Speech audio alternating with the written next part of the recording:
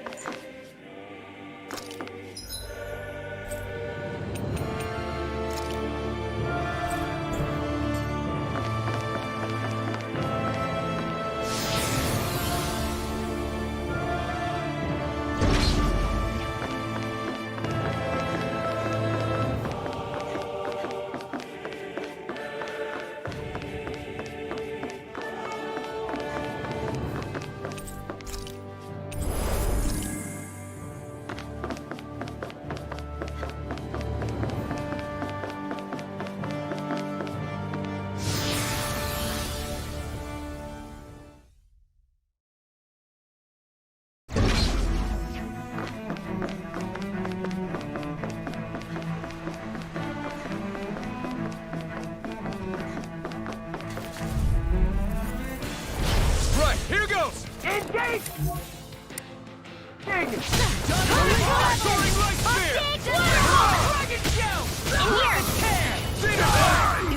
I really don't give up. Raising flame! Sleep now. I'll be saving this one. Freaking sparkling stars. Leave the chargers to me! Law. Demon's Descent! Flashing Fang! I'm going to need to use all the power of my curse to accomplish it. Arcane waterfall. Seal. My art can do. Rise and shine. Sleep now. Freeze lance. No further! Too much to handle? Purge malevolence!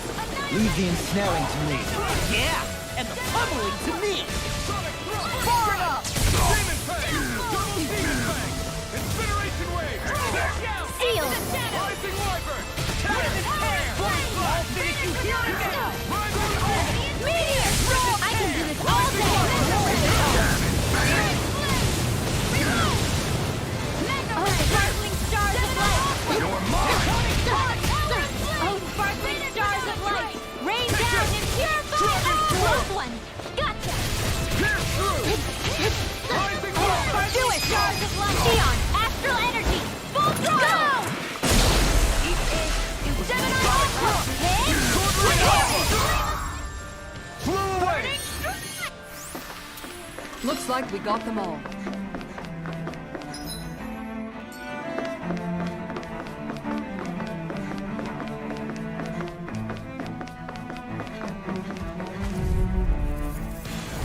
Right, here goes! Can't get out of this! Prepare to be sealed! Here I come! I can handle it! Oh, sparkling stars of light! Rain down and it's like trying to one's keep up with a mine. wolf! I'm going to need to use all the power of my healing arts to accomplish this. Damn it! Resurrection! Too fast! Stand back. I'll trip it up. Purge malevolence! Magic is there! Freeze lance! Too much to handle? I'm just getting started! Do it! Law! Demon's Descent! Flashing Fang! Oh, violent darting wind! Carve! Oh, violent darting wind!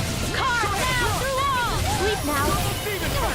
I'm all thumbs up! In here! Megasonic Thrust! Crossblade! Too much to handle? You should have messed with me! Purge! Blah, blah, blah!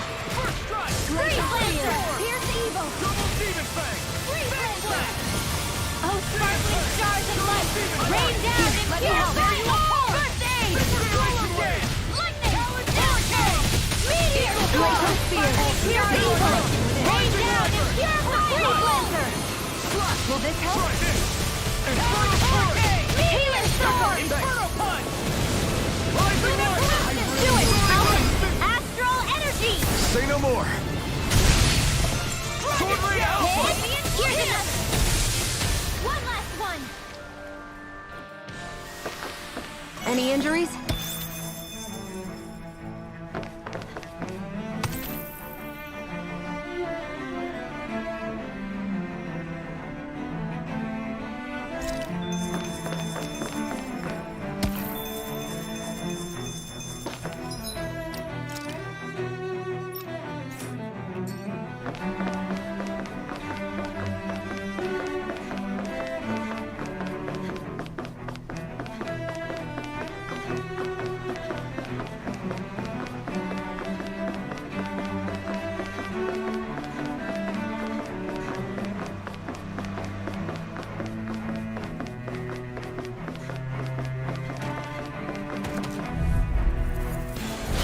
An opponent like this should be easy. You picked the wrong fight! Time to cross blade! Double Demon Fang! First strike! I'll finish you here and now! That's awesome! That freaking does it! Come and get it! Double Demon Fang!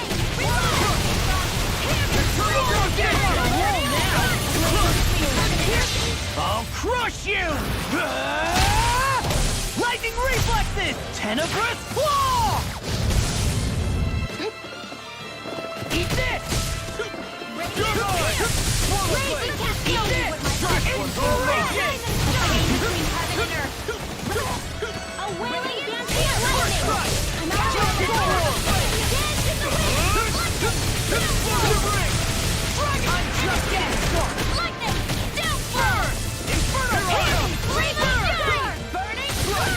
Ignite!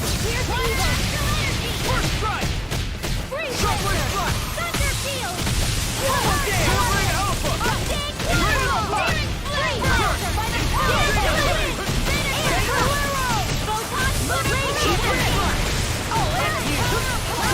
This has got your name on it! Charging us! That's what my shield's for. Get behind me. Got it! I'll leave it to you! Swallow dance! Trending flash! I'll crush you! Lightning reflexes! Tenebrous claw! Eat this! Talon storm! The flaming tiger chose to be risk-free! Spear! You're wide open! Neon! Astral energy! Full throttle! I felt better, that's for sure.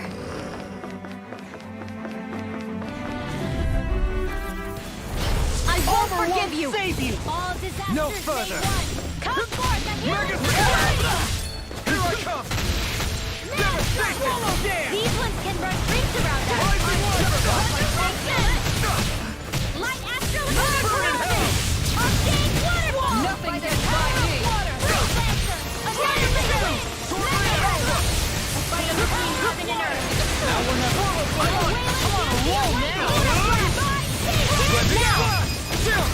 This ends now! Consider yourself finished!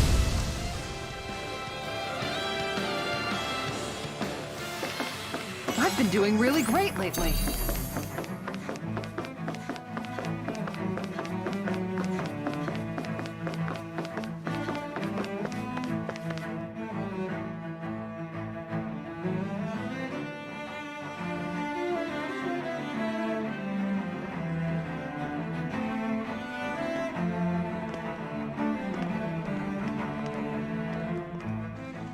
What the?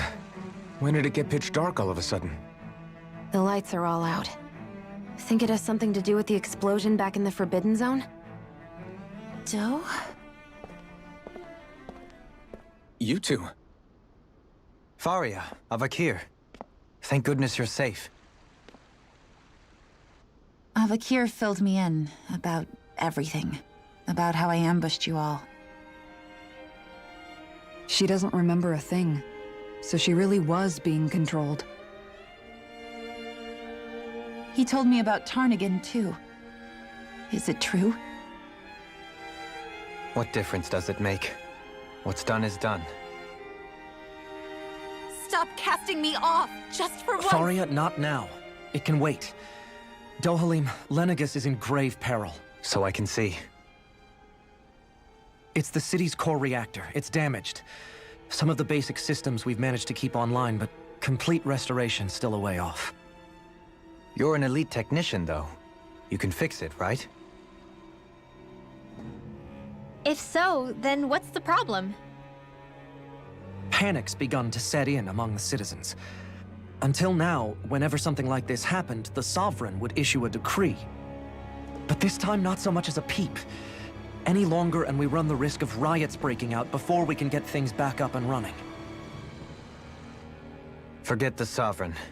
I doubt you'll be hearing from him anytime soon. What's that supposed to mean? Do you know something I don't? Suffice it to say, the Sovereign isn't the kind of ruler we thought he was. That is, if he ever even existed, which is looking doubtful at this stage. Are you out of your mind? Why, if people knew that a lord such as yourself was whispering such blasphemy, they'd— There's no time to explain now. It sounds like we need to find a way to keep Lenegus from spiraling out of control. We need to stop that riot. But how do we do that? Riots feed on discontent and unrest, right? So if we want to keep the peace, we just need to put people's minds at ease. At ease? Like by letting them hear directly from someone they trust. That's it. Who's the highest-ranking person in Lenegus right now? Lenegus wouldn't have a next in line. After all, you said the Sovereign rules over everyone directly, right? Correct. The closest thing to an authority figure would be a lord. And the only one left is... Ah. Very well then. Avakir, you mentioned a few facilities were still online. Which ones?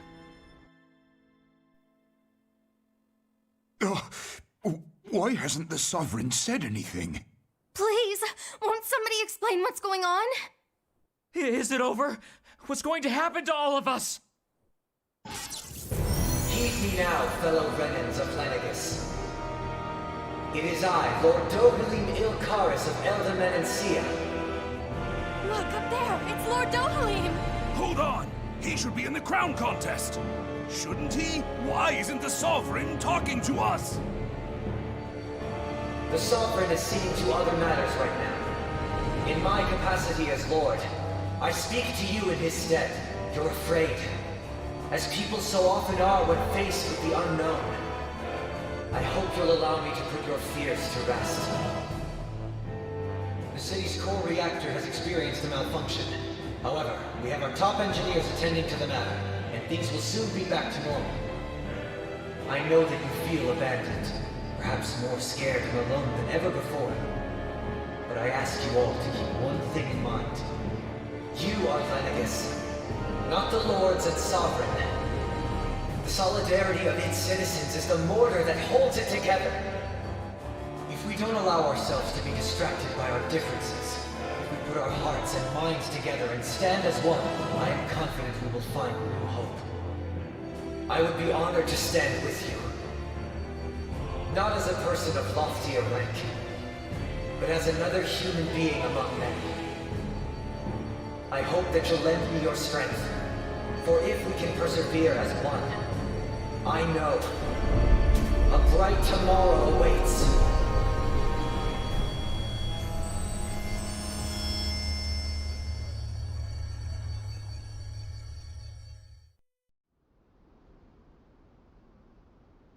Your speech seems to have done the trick. Looks like the city won't be descending into chaos after all. I only pray the relief will tide the city over for the time being. What you said earlier, about the Sovereign possibly not even existing, was it true? It's still too premature to say with any certainty, but I believe so. This whole time, this world we've been fed was a lie, built on nothing but falsehoods. But it can't all have been... I can believe it.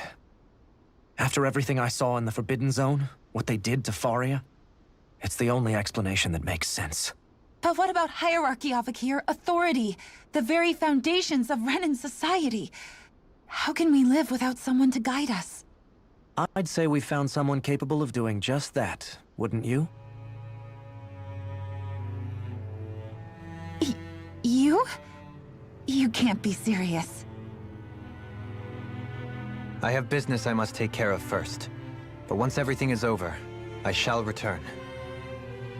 But not as your sovereign, nor as a leader the likes of which the people here are used to, I think. But how else do you propose to rule? I'm not sure yet. All I have is a feeling that here in Lenegis, a new dawn is on the verge of breaking. One in which people won't be judged by birthright or on the power of their astral arts, but on other things. More important things. Things like, oh, I don't know, musical talent, for example.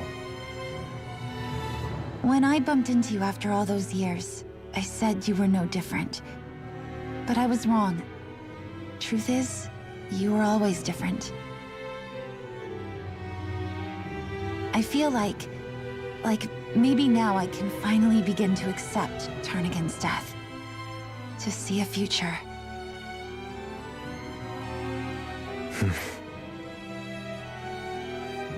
You go finish whatever it is you've got to do. I'll hold down the fort here in Lenegis till you get back. Thank you.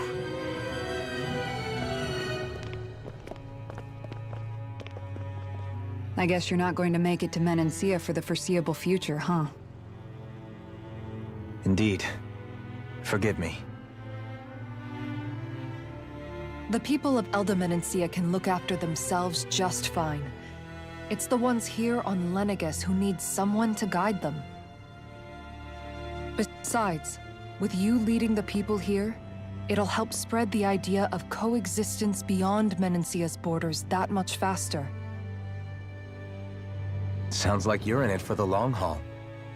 How could I not be, after the second chance that I've been granted? From this day forth, I shall dedicate myself to the future inhabitants of this world. Though the memories of the departed shall remain forever in my heart. Remember, you're going to be leading the people here, not ruling them. True enough. Whatever would I do without you, Kisara? With or without her, I suspect you're gonna have your hands full when the time comes. We should be heading back to the ship. Business on Rena awaits.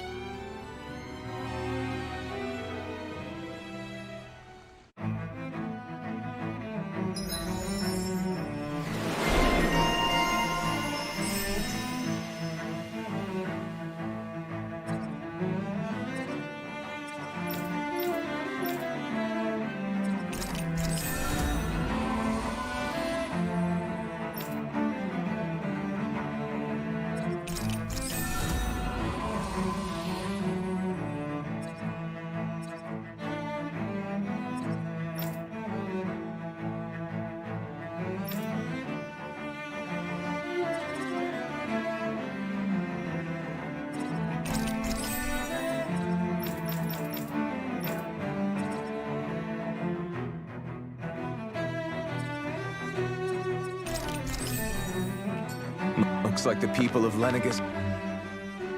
In one sense, when all is said and done, perhaps I have been a slave this whole time too. You, a Renan Lord? How do you figure that exactly? I was complicit in the Renan system, bound by its values. Resigned to being swept along, without the resolve to take a stand.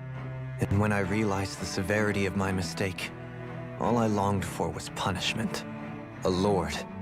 And yet my first instinct was to place my fate in the hands of others. I think I can relate. I couldn't stand watching my people bow and scrape their way through life, but I didn't know what else I could do about it either. The ability to think for yourself and be your own master. That's what separates a slave from a free person. At least, that's what Law's dad Zephyr used to say. Zephyr taught me how to fight. But in doing so, he also taught me how to live. Even if it means stumbling along the way. If it's on a road of our own choosing, free of regret. Why, that's the road of freedom. Or, to put it another way, so long as his heart is compromised, even the loftiest of kings is no freer than a slave. I think I finally understand now. This Zephyr character sounds like he was a wise man indeed. I only wish I could have met him. There's just so much I wish I could ask him, especially now. I wonder, have I been correctly carrying on the torch that he passed to me? How long have you known? Known what? About the darkness I carry inside me. You seem to have been aware of it for quite some time now. Why ask me now? What does it matter? But yes, I have. I've pretty much known that something was gnawing at you ever since we left Menancia. So basically since the very start of our journey then. Just when I thought I couldn't feel more ashamed. Leave the past where it belongs. We have no need for it now. You're forging ahead. That's what matters. If my brother could see you, he'd be proud. Not as proud as he would be of his sister, I'm sure. Well then, just as well it's not a competition, huh?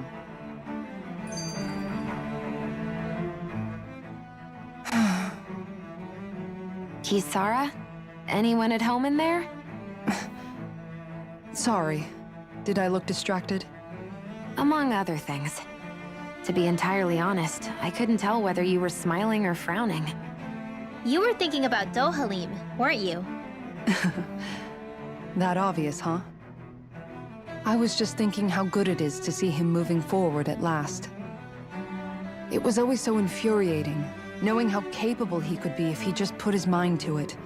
A prisoner trapped in a cage of his own self-doubt. But now, he's finally beginning to spread his wings. I'm happy for him. So, then why do you look so sad? Oh, I don't know if I'd say sad. There's a bittersweetness to it, I guess. It's good and strange, knowing that he won't be needing me anymore. It probably sounds weird, doesn't it? I have this massive worry off my mind. I should be jumping up and down for joy, right? Must be that maternal instinct of yours at work. Rinwell's right. You're like a mother bird, finally letting go as her child takes his first shaking and nervous flight from the nest. A pretty big child. That's one way to look at it. I wouldn't like to see Dohalim's face if he heard you say that. All this has made me realize I can't allow myself to become a prisoner of my own making like he was. If Dohalim can forge his own path ahead, then I can too. I won't be left behind.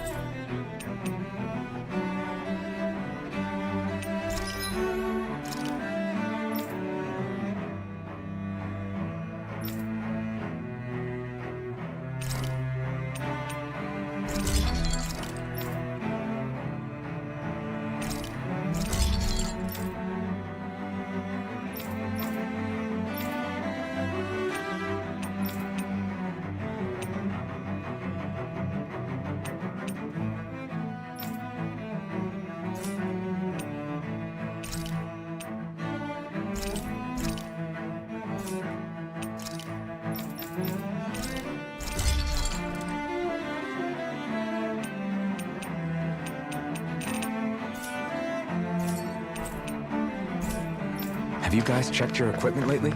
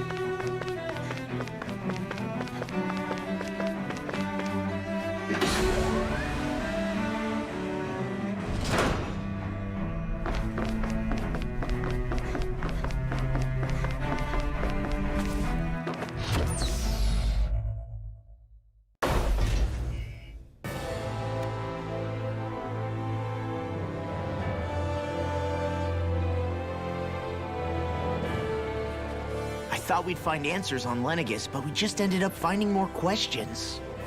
You can say that again. And now we have more problems to fix, too. Like figuring out how to reform Lenegis. That can wait for now. We've got more than enough on our plates to deal with as it is. Like figuring out who's really running the show on Rena. Yeah. Which is why we're going to the Renan homeworld. All the answers we've been looking for are on that planet. The person responsible for all this. The Red Woman and the Renaissance. The answers have to be there. Are we prepared to finally find them?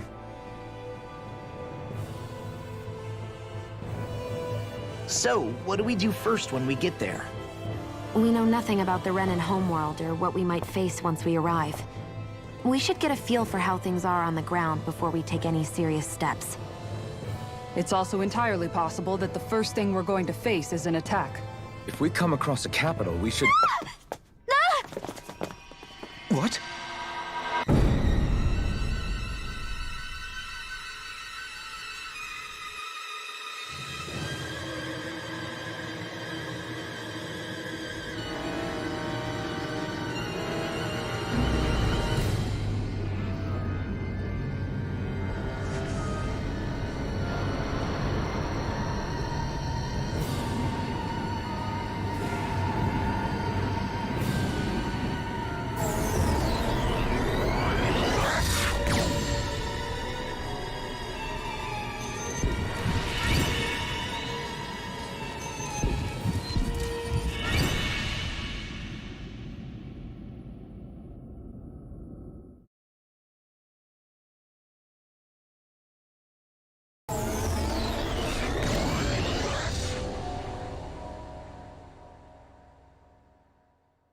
Damn!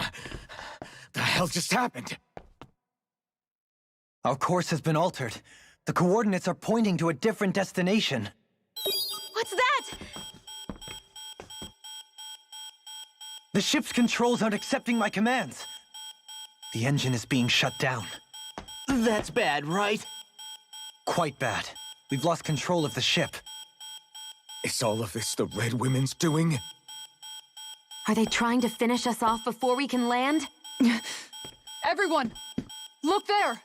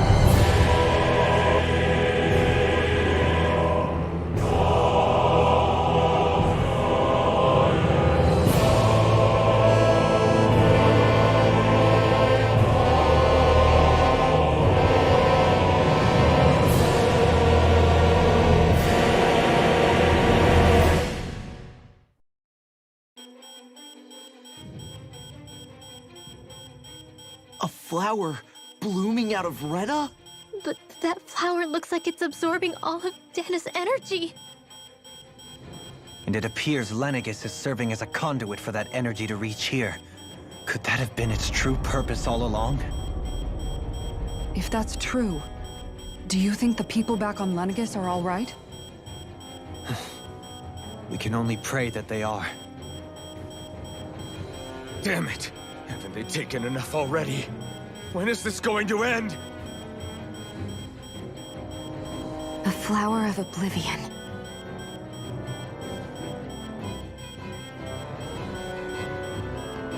With everything that's happening, we need to get back to Lenegis. Is the ship still offline? Unfortunately, yes. Even more so than when it laid dormant. Can you fix it? Starships are extremely complex machines. One wrong move while we're out here in space could very well cost us our lives. So what? We're just stuck inside here, floating around? For how long? I don't believe this. We've made it all this way, and now we're stuck here? We're watching Dana die before our eyes, and we have no choice but to sit here and starve to death? Law, calm down! You're not the only one who's worried here. Right. Sorry. It's still too early to give up. There has to be a way to get out of this. Alphen. Now what? The starship, it's back online? No, this is different. Something is pulling our ship in towards it.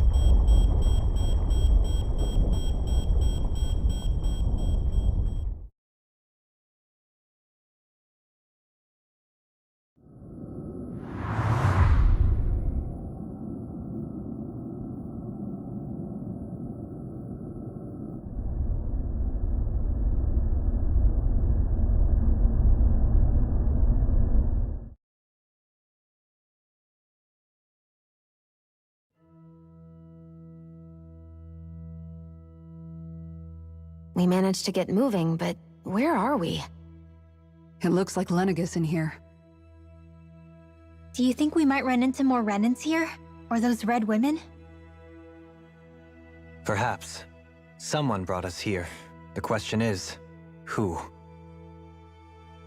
We haven't been ambushed, so that probably means they aren't hostile. Still, why would anyone want to bring us here? Hey, Shion!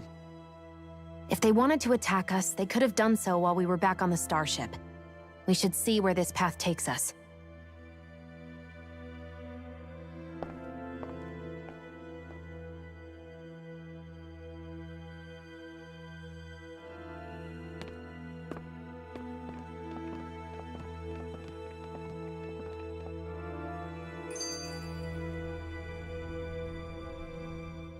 Ah, Shion, just in the nick of time. Here, lend me a hand while I... No! What the...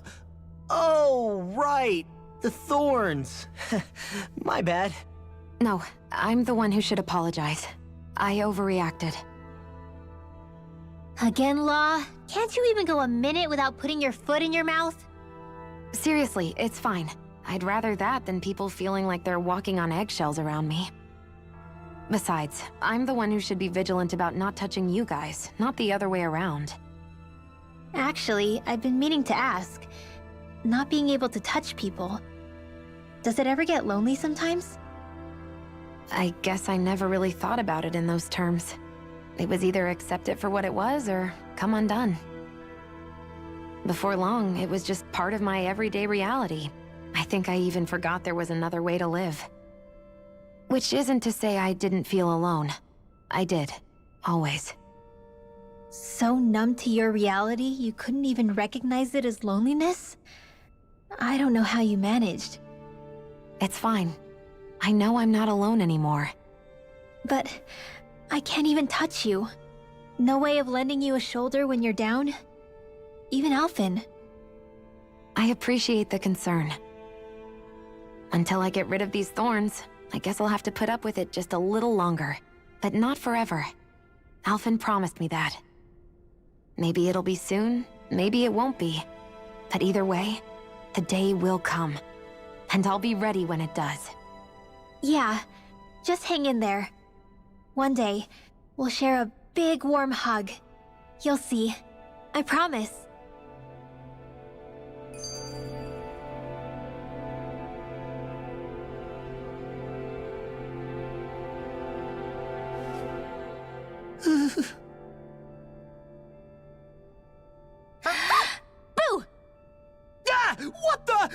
Are you out of your mind? This isn't the time for games, Rinwell! Oh, come on. How am I supposed to resist with you looking all jittery like that? It's called experiencing feelings appropriate to the situation. You ought to try it sometime. Yeah, but seeing you act all nervous, you're making me start to feel nervous too. Whew! Oh, sorry. Staying alert is important, but too much caution can cloud your judgment. Try to strike a balance.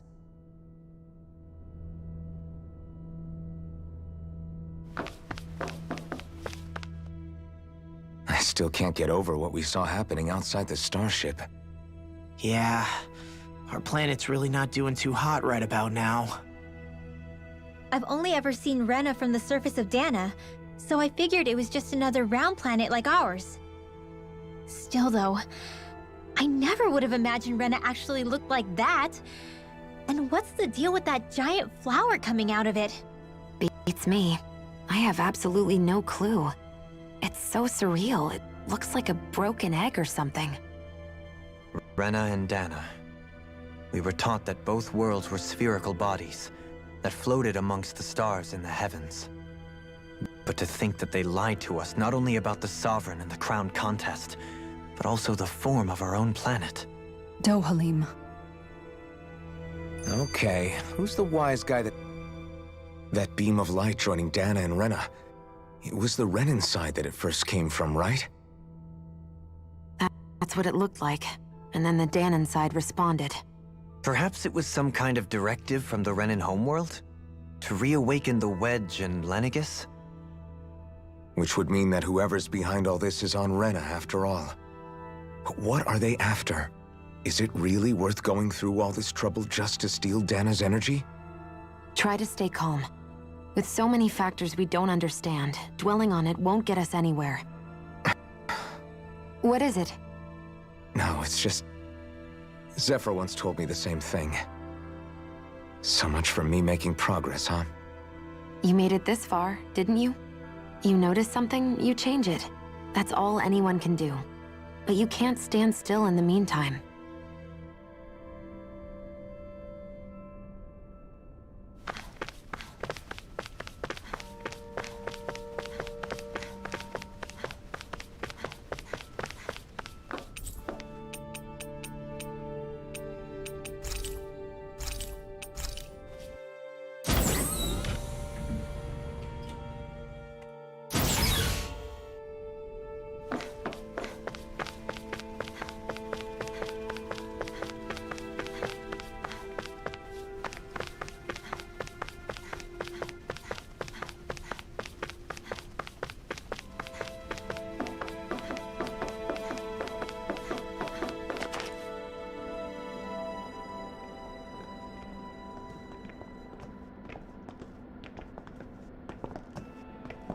This place looks a lot like that room we saw back in the Forbidden Zone. Huh? What's that?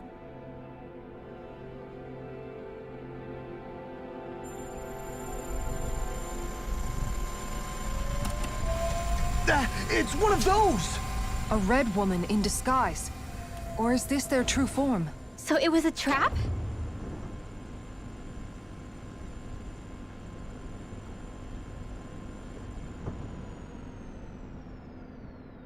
It doesn't look like it can move.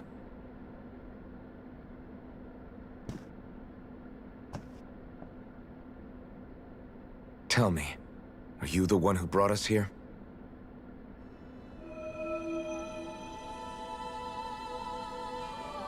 That is correct. It is unusual for me to have unexpected guests these days. It can talk.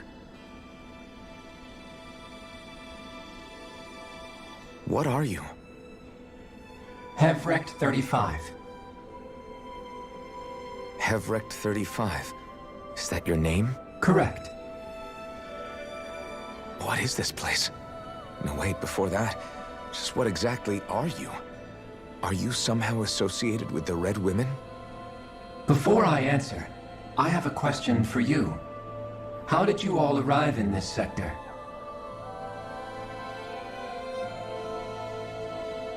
We did not come to this place by choice. Our ship was brought here against our will, by a group of red women who can shift into the same form as you. In that case, we can assume my brethren who serve the Great Spirit have deemed you all to be a threat most grave. What do you mean, serve? Are you saying there really is someone more powerful than the Red Women, pulling their strings?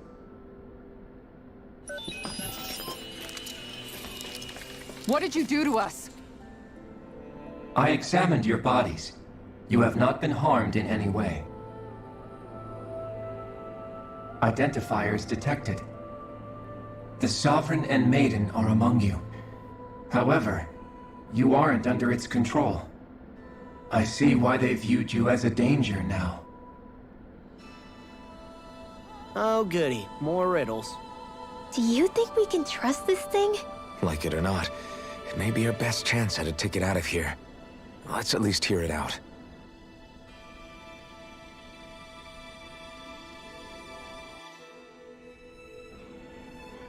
I shall now answer your questions.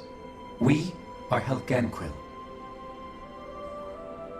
The red women you encountered previously are a form of disguise we employ from time to time, but not our true form. Helganquil? You are on Dake Phasol, a celestial base which drifted here by accident. The will of Rena's great spirit no longer reaches us here. Since my sudden separation from the Great Spirit's influence, I have used any and all means to extend my lifespan.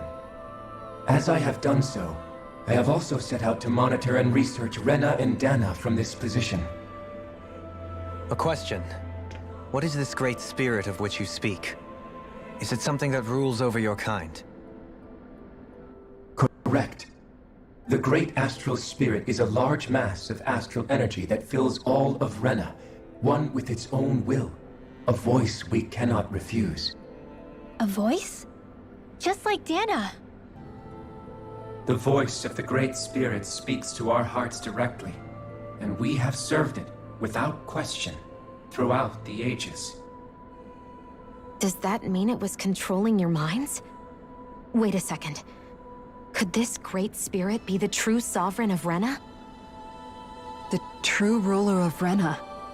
It could be the same thing that's controlling Volron. Wait, back up. You're telling us this great spirit of yours is the one that ordered you things to harvest the astral energy from Dana? I'm not sure I believe that. Why not? We've already made contact with the will of Dana back in the Wedge, and in the Forbidden Zone on Lenegus. If Dana has a will of its own, I don't see why Rena wouldn't. Maybe not, but think about what you're saying. If Dana has a will like Rena, then that would mean that we've been controlled by the voice of Dana this whole time, just like these things. Dana's will hasn't been forcing us to do anything. Yeah, but... Let's assume that what Hevrect 35 claims is true, and that we are indeed cut off from both planets. Even if we had previously been under the control of Dana's will, we would have noticed now that we are disconnected. Your fear is not based in logic. The voice of Dana is much smaller and quieter compared to that of Rena's Great Spirit. Rena's astral energy is amassed at its center, whereas Dana's is shared among all its constituents. So thinly is that energy spread that it cannot coalesce and formulate a will. Our findings here indicate as much. Which explains why we felt its will where we did. The Wedge and Lenegus are where so much of that energy had been accumulated.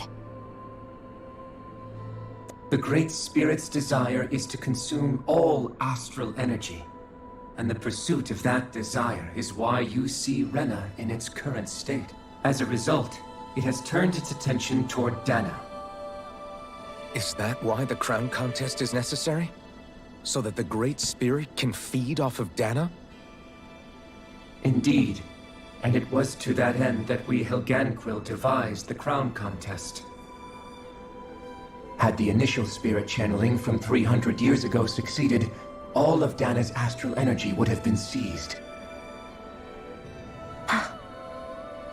But the ceremony failed. Lenegus was severely damaged, and you lost both the Sovereign and the Renasolma. Correct. A change in plan was required to ensure the spirit channeling success. However, recreating the Renis Alma required a vast amount of energy. That is why we turned to Dana. So that was the real purpose behind the crown contest. An efficient means to harvest the necessary energy from Dana. This is all happening because of me. Nevertheless, you still haven't answered one of Alphen's original questions. Just why have you brought us here to your base, Hevrecht 35? First, it was to confirm the identities of you, my unexpected visitors. Second, it was to ascertain whether you would be likely to accept my request. A request? But what could someone like you want us to... I wish for you all to slay the Great Spirit. I'm sorry, did you just ask us to kill your master? I did. It is in your best interest that you do so, I might add. What makes you say that? Lenegis has entered the final stage of the spirit channeling plan. As we speak, Dana's energy is being harvested en masse and transmitted to Rena. If nothing is done about the Great Spirit, it will not be long before all is lost. You're saying the destruction we saw earlier is just the beginning? That... We won't let that happen. Why do you want us to kill the Great Spirit so badly? Is it to save our world? To free you, Helganquil, from under its control? Why? No. My primary concern is validating our findings and analysis, which have taken many years to realize. As such, it is my desire to see how your actions impact and change these systems. However, I will not deny that vengeance also plays a part. Vengeance? For what? In spite of our long service to the Great Spirit, our species is on the brink of extinction. You mean... you're dying? At this stage, it would be wise for you to talk with the others. Ask them what you need to know. Once you have your answer, return to me.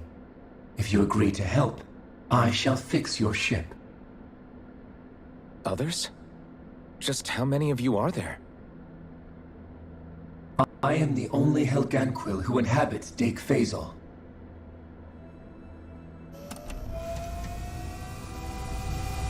Hey!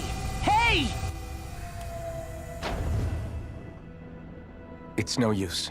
I think it's done talking to us. Let's take a look around.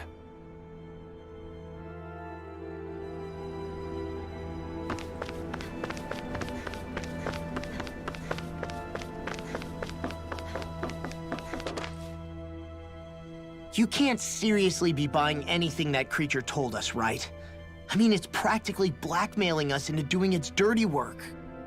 To be honest, the conversation went on for so long, I'm not sure I understood all of it.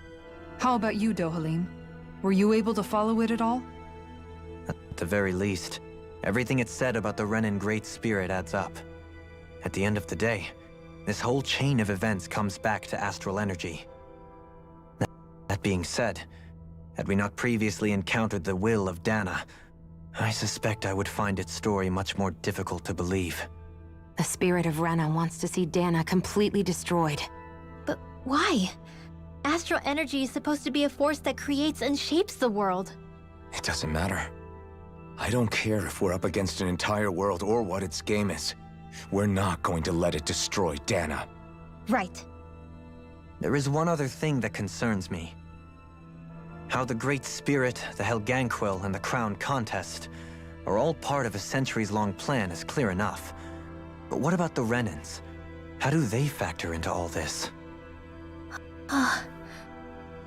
Now that you mention it, and all that talk, Hevrecht 35 never even brought up the Renins once. And as for the Helganquil, we never did find out just what they are either. Maybe it had a reason for keeping its silence. Or perhaps there's even more going on.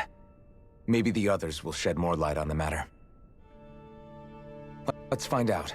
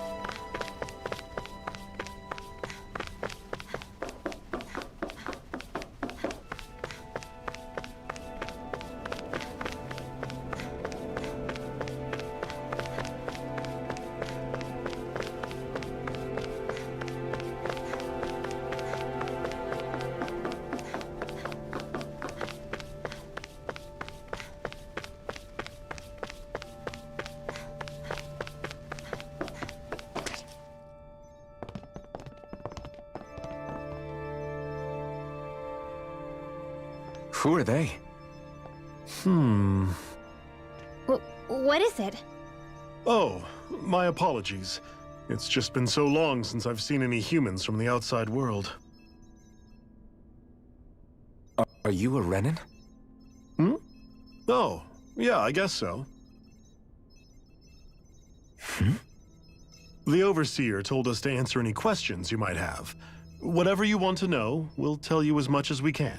But be quick. Our subjects are undergoing a dramatic shift that we don't want to miss.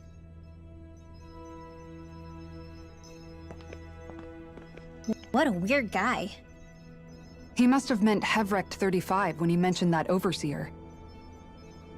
And what was that about subjects?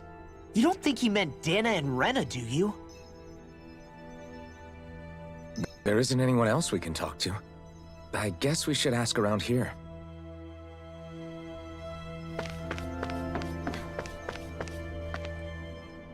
Have you guys lived up here in Deg Faisal with Hevrecht 35 for a long time? Yes. I couldn't tell you off the top of my head just how long it's been, though.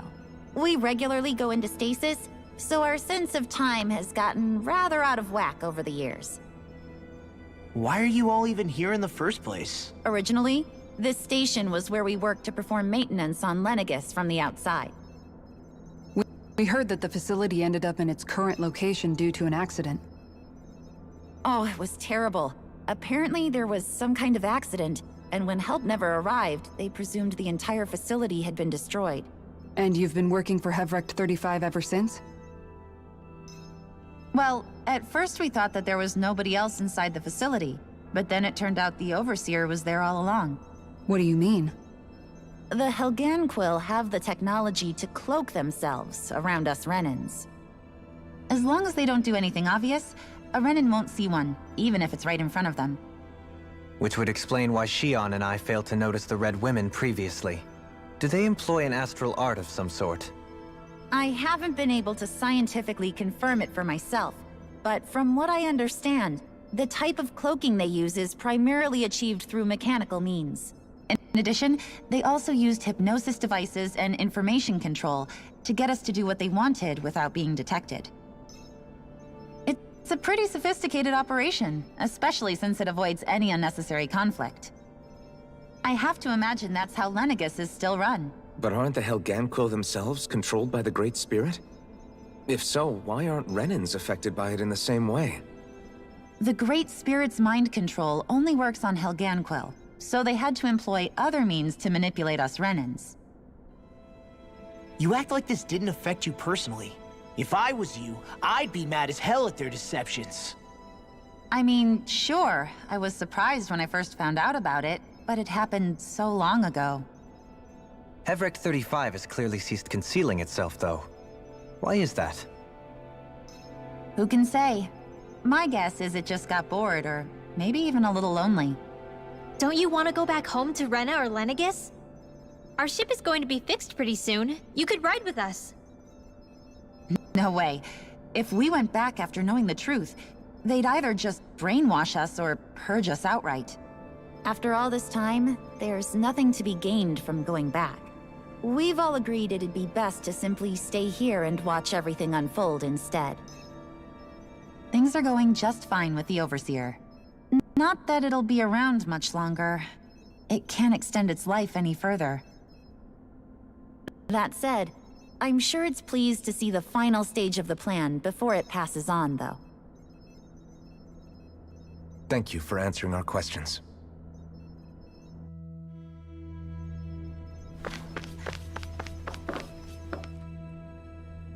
Can we talk to you for a few minutes? Sure. It's going to be a while before the two planets undergo their next shift, so I can talk until then. Please, tell us what you know about the Helganquil. You mean the Overseer's species? I can't say I know much about them. Well, for starters, where'd they come from? Where else? From Rena, obviously. From Rena? Wait, are you telling us those things live right alongside the Renans down there? Of course not. There's really no such thing as Renans in the first place. Excuse me? Oh, I thought the Overseer explained everything. Apparently not. Please, tell us more. Well, in a nutshell, the Renans were originally created from Danans by the Helganquil.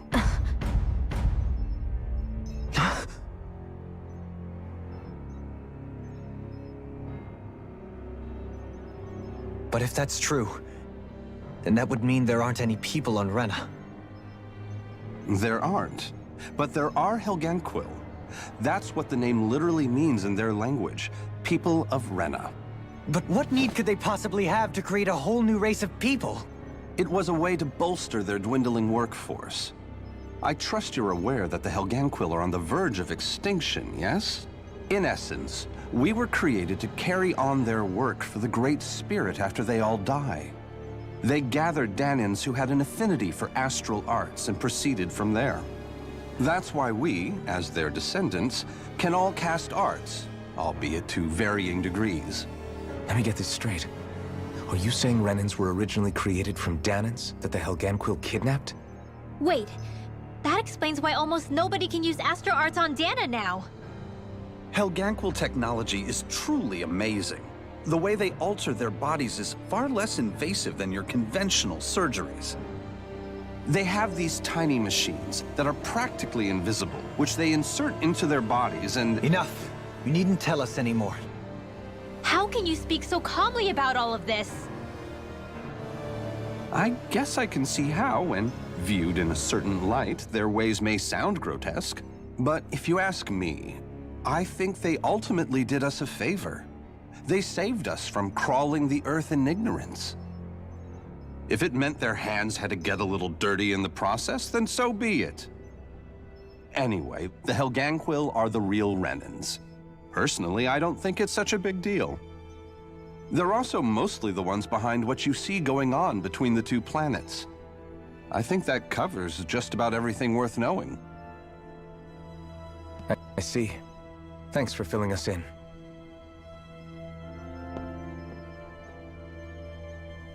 Does he really expect us to believe that Renans never truly existed?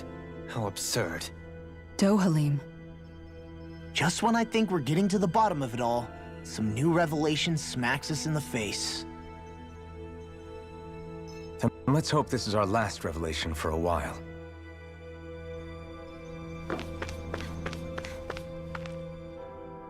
Do you know anything about a spirit channeling plan? If you mean the first plan from 300 years ago, then yes. Do you know what its main objective was? Yes. It was to use Lenegis to siphon off Dana's astral energy and send it to Rena. Exactly. However, there were two problems we had to consider.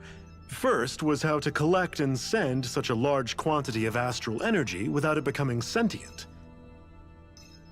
Second, we had to figure out how to convert Dana's energy so it would be compatible with Rena.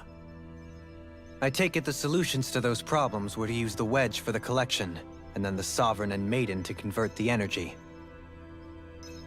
We have a winner! However, the first plan failed when the Sovereign was overwhelmed and became frenzied. The reason for that is because the Maiden lost control. I'm told he slaughtered many Renans and Helganquil that day. For the next plan, we tried to recreate the Renis Alma, but we didn't have nearly enough of the other non-dark astral energy types. To amend that, we set our sights on Dana, and implemented a system whereby we could extract energy from it.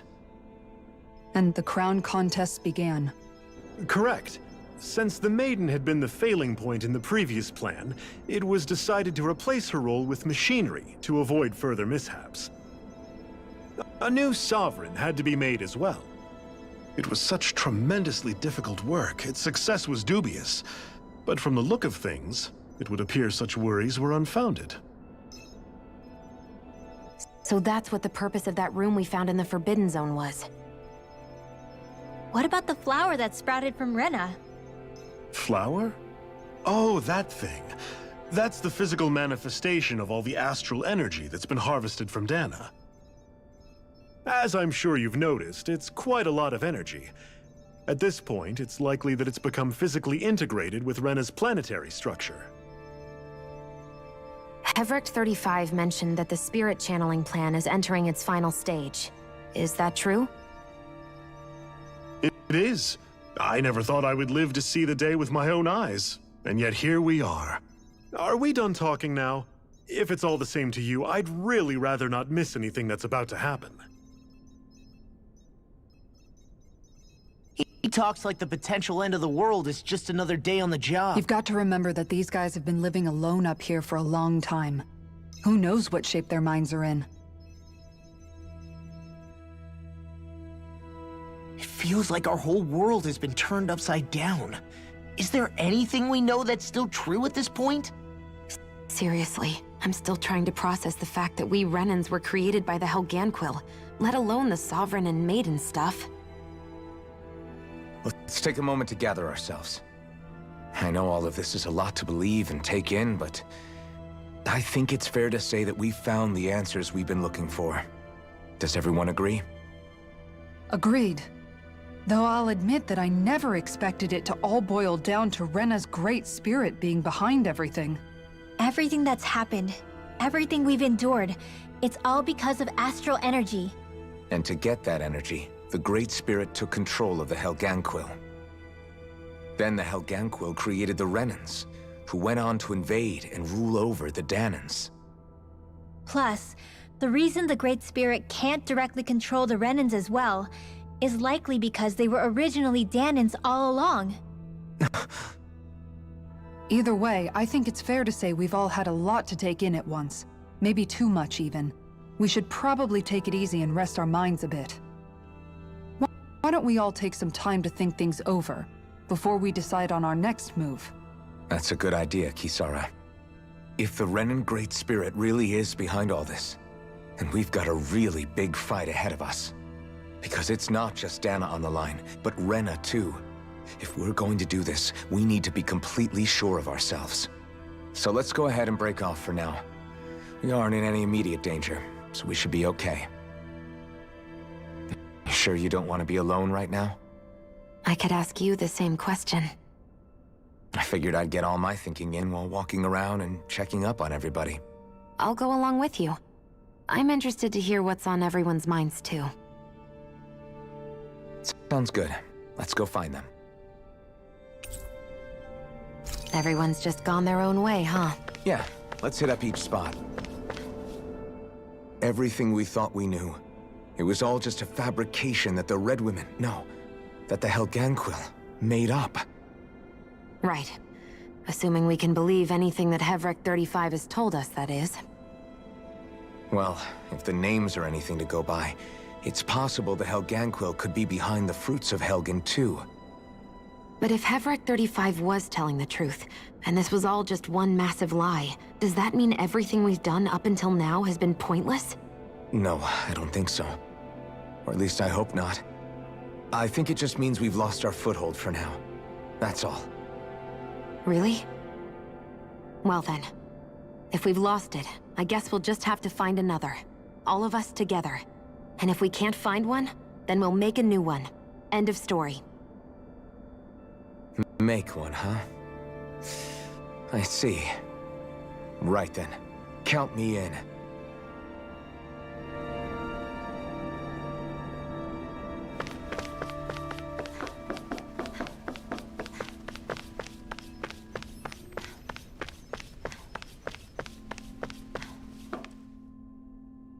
Oh, it's you two.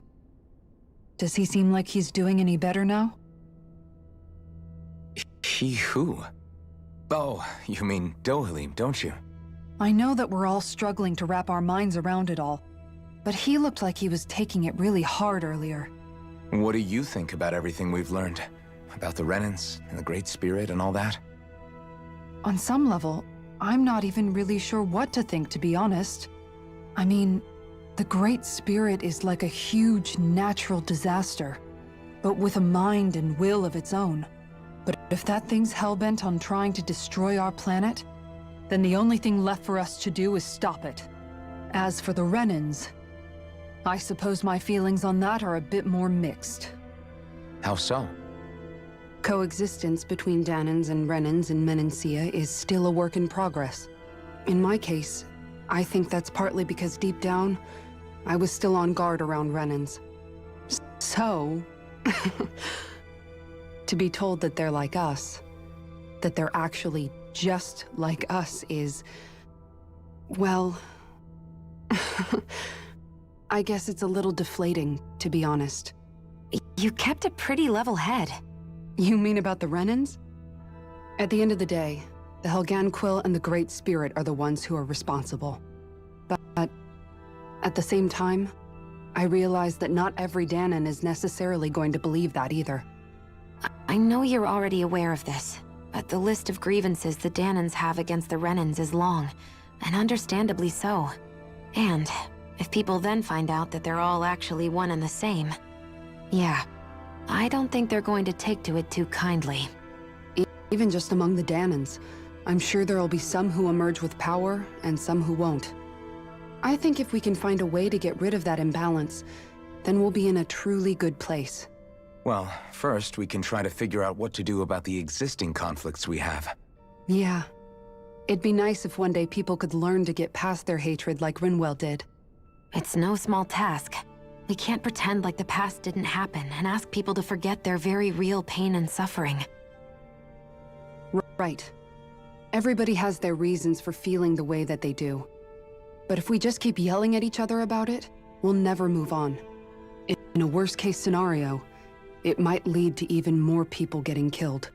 And we all have to figure out how to meet halfway. Not just that, but to also embrace each other's pain, in a sense. That's an interesting way of putting it. It's true. Everybody has their own scars, their own trauma. The first step to healing those wounds is to put aside that hatred. It won't be achieved through reasoning, but I think it's a good first step, if nothing else. And now, I think I see a way to move forward. But to do that, first we need to make sure our planet isn't going to get wiped out.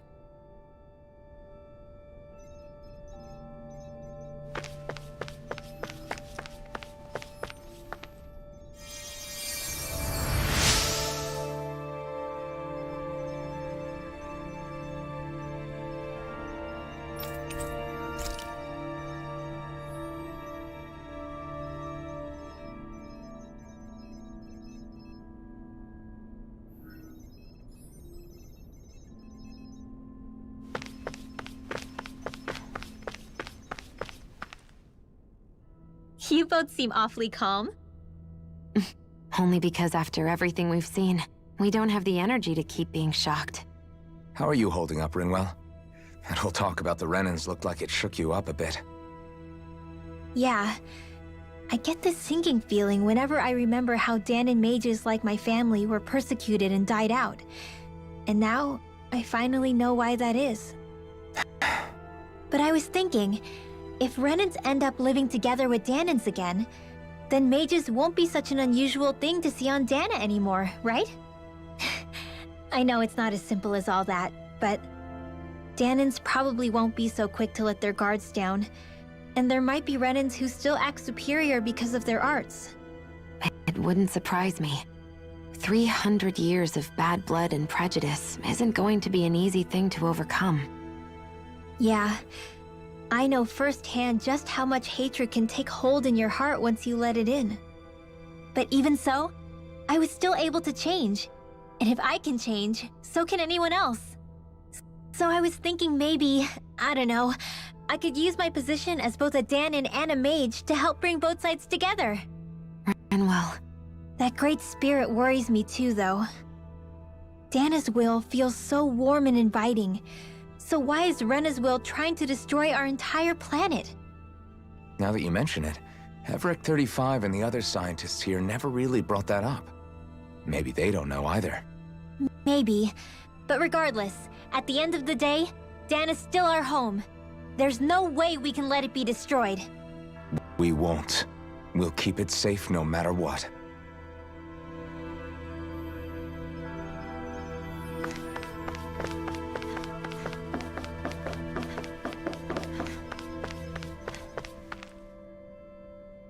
I still can't believe it, man.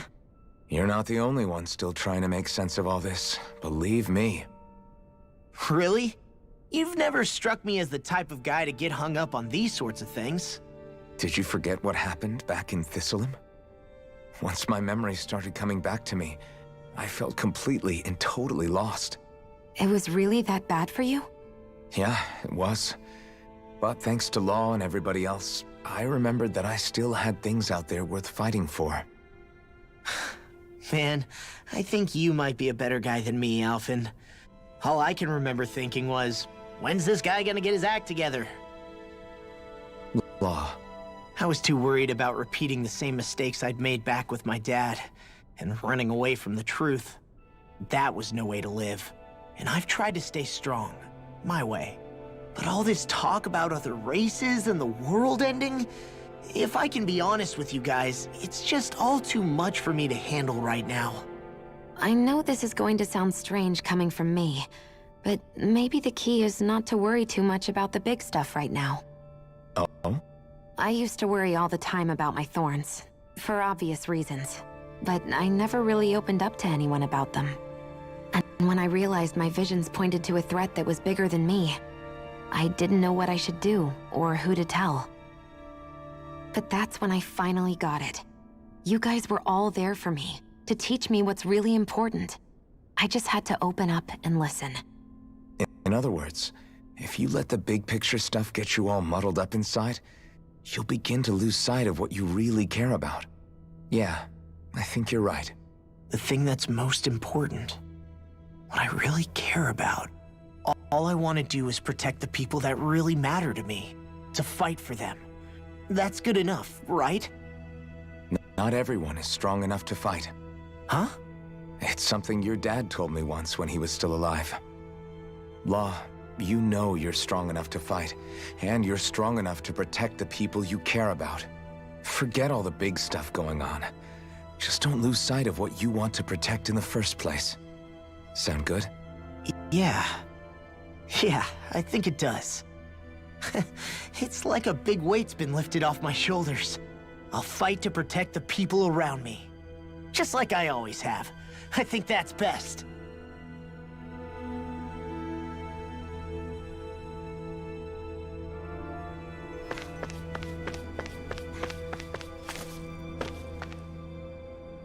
I apologize for making you witness that. You mean hearing the origins of the Renans?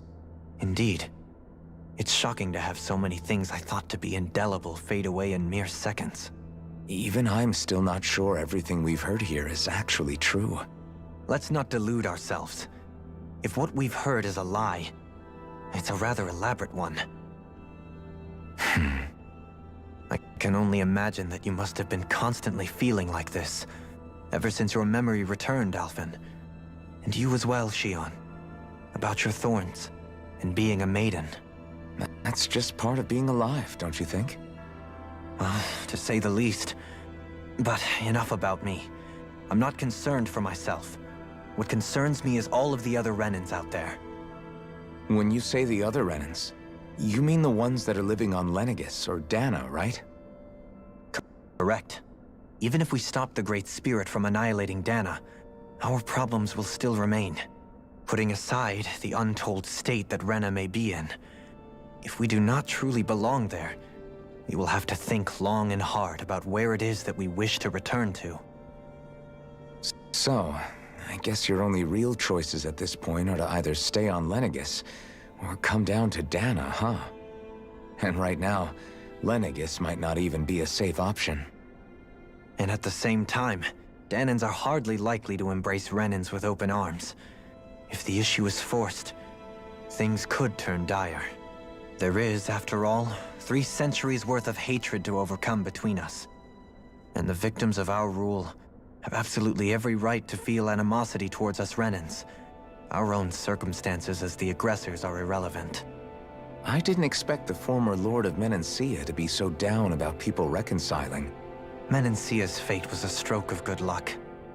There had been backlash over how it had been ruled, and I was blessed to have sympathizers among my ranks. Still, even now, there remain ardent dissidents.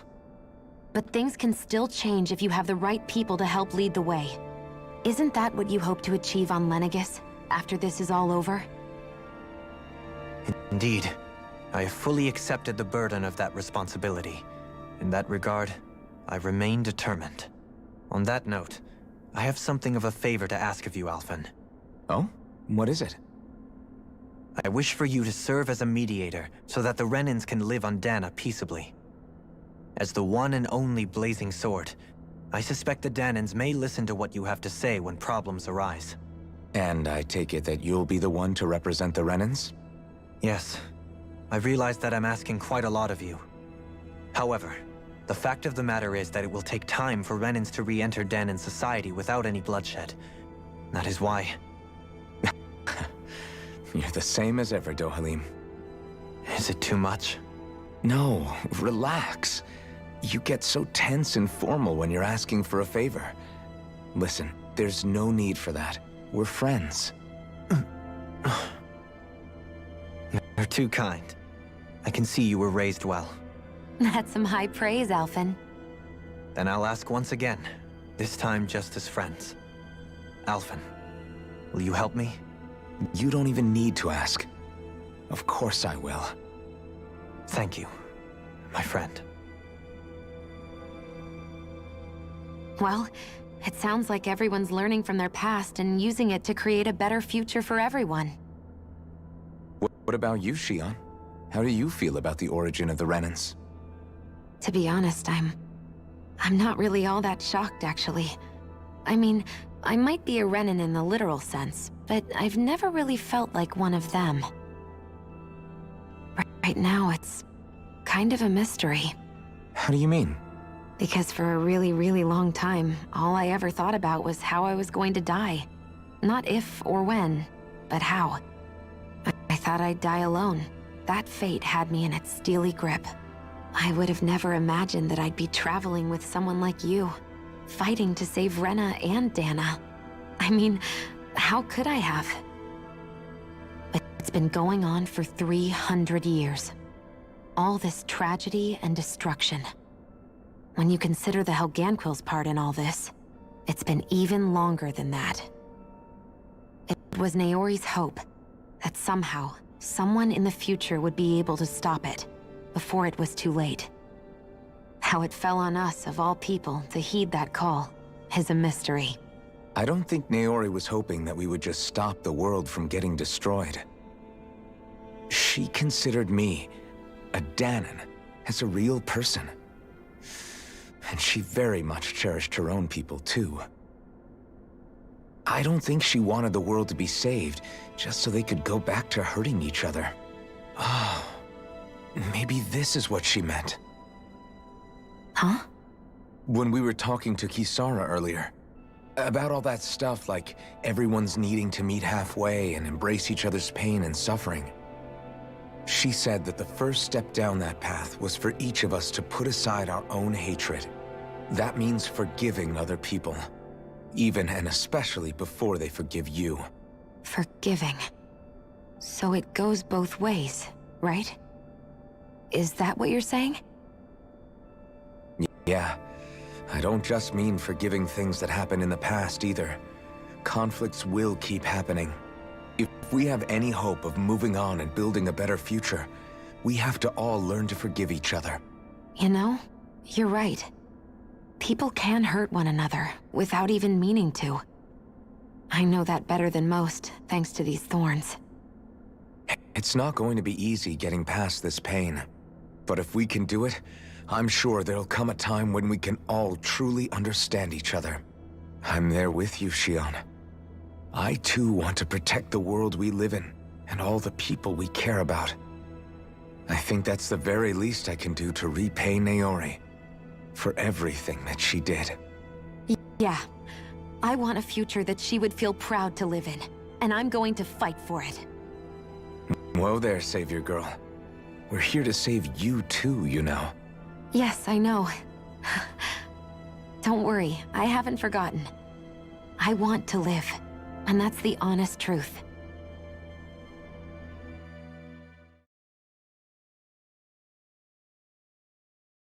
Well, is everybody ready to do what needs to be done? I am. There's a lot to think about, but at the end of the day, Dan is still in danger. I don't care who we're up against. We'll kick their ass. What are your thoughts, Alphen? I want to know what's on your mind, too. Like Law said, if we have to fight the Great Spirit on Rena, then so be it. It's trying to rob us of our entire world. And it's going to take not just our home, but all of existence along with it. That alone is enough to make it our enemy. But it's not only that. One way or another, I think beating the Great Spirit is going to be tied to us saving Xion. You're saying there's a chance?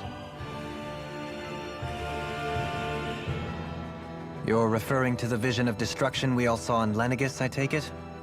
Yeah. 3 centuries ago, the astral energy that appeared at the spirit channeling ceremony showed Naori that vision. And to hear Xion tell it, it's the same one that she sees from her own thorns as well. Indeed. Xion's thorns are comprised of dark astral energy, the one type which we know is native only to Rena. And if Rena's great spirit is what's behind Dana's pending destruction, then...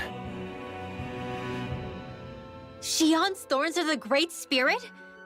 It's not actually on Rena like we thought? We don't know anything for certain.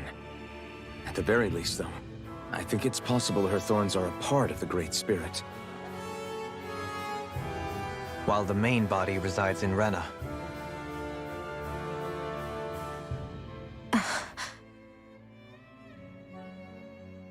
Xion. If these thorns really are a part of Rena's great spirit, I'm going to go over there and give it a piece of my mind and then some.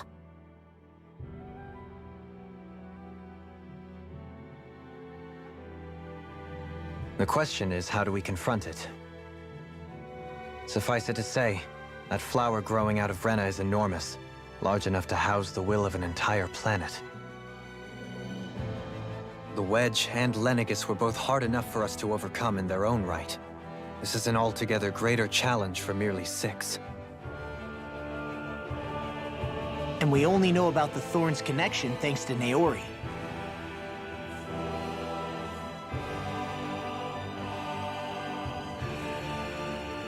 Hevric 35 has been observing the Great Astral Spirit this whole time. It wouldn't ask us to fight it unless it has a plan of some sort. Let's go see what that is.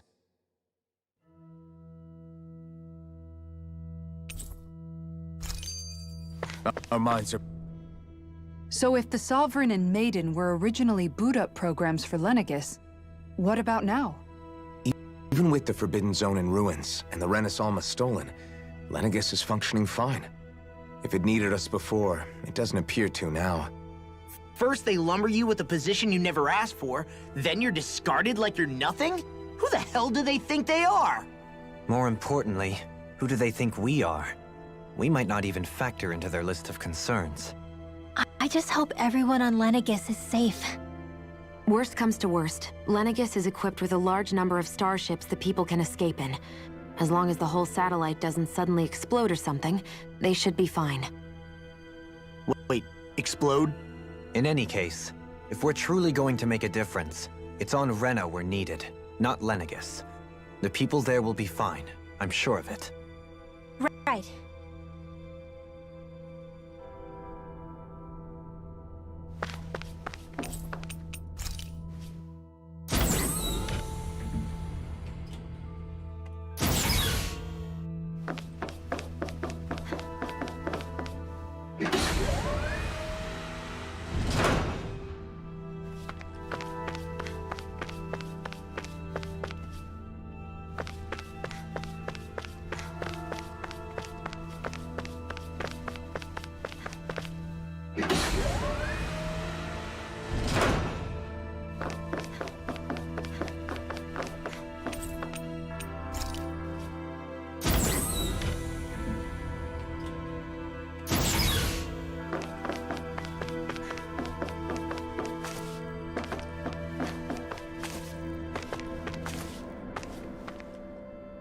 Do you have your answer for me? We want to ask something first. You're asking us to fight an entire planet. How exactly do you expect us to do that? You must have something up your sleeve, or else you wouldn't put us up to it. The great astral spirit is an immense being, but its actual will does not run throughout its entire body. Rather, its will is derived from the core, which supports the rest of the body, and is where its strength is most densely concentrated. Therefore, if you destroy the core, the Great Spirit shall become unable to maintain sentience, and return to being ordinary astral energy. And how are we supposed to destroy that core? By using the Renus Alma. You will also need the assistance of both the Sovereign and the Maiden. They are our best tools for suppressing and controlling astral energy. Using their powers, the Maiden shall seal the great astral spirit within her body, and the Sovereign shall wield the power of the Renus Alma to destroy it. Hold on. That sounds a lot like what Shion described before. Yeah, killing herself to take out the thorns with her. She was actually right all along. By my calculations, your powers combined should be sufficient to destroy the great astral spirit, and disperse its energy widely enough to make it difficult to reform. What will happen to the Maiden once we manage to beat the great astral spirit? Any matter contained within the field of destruction shall be erased. So it really will kill me. This method is the most simple one available to destroy the Great Spirit, and is therefore our most reliable option. What are our other options? There is little reason to consider alternative courses of action when the most optimal among them is so clear. You don't get it. I promised Shion that she wouldn't die. That we'd save the world without needing to sacrifice her. We didn't fight this whole time just to give up on her at the very end. If there's any other way to take out the Great Spirit, I want to hear it. This plan shall lead to the fewest losses in preserving your world. Abandoning it is irrational. That's... It is vital that you proceed with this plan. A part of Rena's great astral spirit already resides within her. 300 years ago, the Great Spirit descended upon Lenegis in an attempt to assume direct control of the spirit channeling ceremony. We have reason to believe the Great Spirit left part of itself behind, and that it now resides in the Maiden. Which would make Alphen's earlier hypothesis correct. That part inside the Maiden belongs to the core, and can be used by the great astral spirit to revive itself. So long as it remains, it will be all but impossible to fully eradicate the Great Spirit. That is why it is necessary for it to be vanquished only once it is whole. Without the Maiden's direct control over the Great Spirit, attacking it is futile, and will only serve to strengthen it. No. Wait. Naori said that the Renus Alma can suppress the self-realization of astral energy, and that the thorns can be neutralized by placing them in it. If so, can't the same also be done to the Great Spirit, seeing as the thorns are simply part of it? Well, can it? It is true that the Renus Alma is capable of what you suggest, and could contain the great astral spirit. Yes! However, doing so requires fine control on the level of the spirit channeling ceremony, considering that the Renus Alma was previously lost when that ceremony failed. I cannot allow it. Its uncertainty is simply too great. What does that mean for us if you won't allow it? Your starship will not be restored, and you will all be unable to leave here. Why you? Fine then. I'd rather stay here and rot than do it your way. Alphen? Whatever we do, if we mess up, Dana's screwed. The Great Spirit will destroy it. If you're fine letting that happen, and we have nothing to gain either way, then I'd rather do nothing. We want to stop Dana from getting destroyed. We want to save it. But not if it means having to sacrifice one of us in the process. If all you're gonna do is sit back and watch us where it's safe, then quit ordering us around and shut up! Alphen. What you say is irrational. Be that as it may, I shall accede to your demand. You'll agree? I am an observer. The Sovereign, Maiden, and Renis Alma are my species' greatest achievement. I wish to see how well they work against the Great Spirit in light of our demise by its hands. But what are we supposed to do about the Renis Alma? One of your buddies ran off with it back on Lenegis. It is likely that the Renis Alma is with the Great Spirit, functioning as a catalyst for it to receive Dana's astral energy. So our only option to retrieve it is to head straight for the Great Spirit and take it back? According to my observations, the astral energy is most densely concentrated in the center of Rena, where the Great Spirit's core is located. So right in the middle of that giant flower, then. I have one more question. You've said that Rena's great astral spirit is already integrated with the planet. What will happen to Rena once it vanishes? Without the will of the Great Spirit, Rena is predicted to collapse. Even in such a scenario, the energy will disperse, and the Great Spirit will likely not reform. So you're saying that even if we manage to beat the Great Spirit without destroying it, we'll still be in danger? Likely, the collapse will occur in stages. It is recommended that you all escape before the final stage. Man, I wish that thing would tell it to us straight for once. Hevrek 35 and the others have gotten used to hypothesizing from afar is all.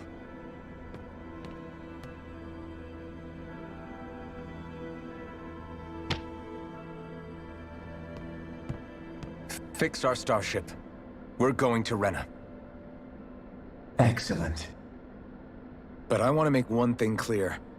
We're doing this for ourselves, to protect what matters to us. We're not doing it for your sake, or because you told us to. Remember that. It matters little to me. The end result shall be the same. Repair work on your starship has commenced. You'll have to wait until it's finished. Man, is it too much to ask for Hevrek 35 to talk like a normal person? I swear I can feel my brain starting to fry after listening to all that complicated stuff. Don't worry. I think we're mostly done with him. Now all we have to do is rest up and wait.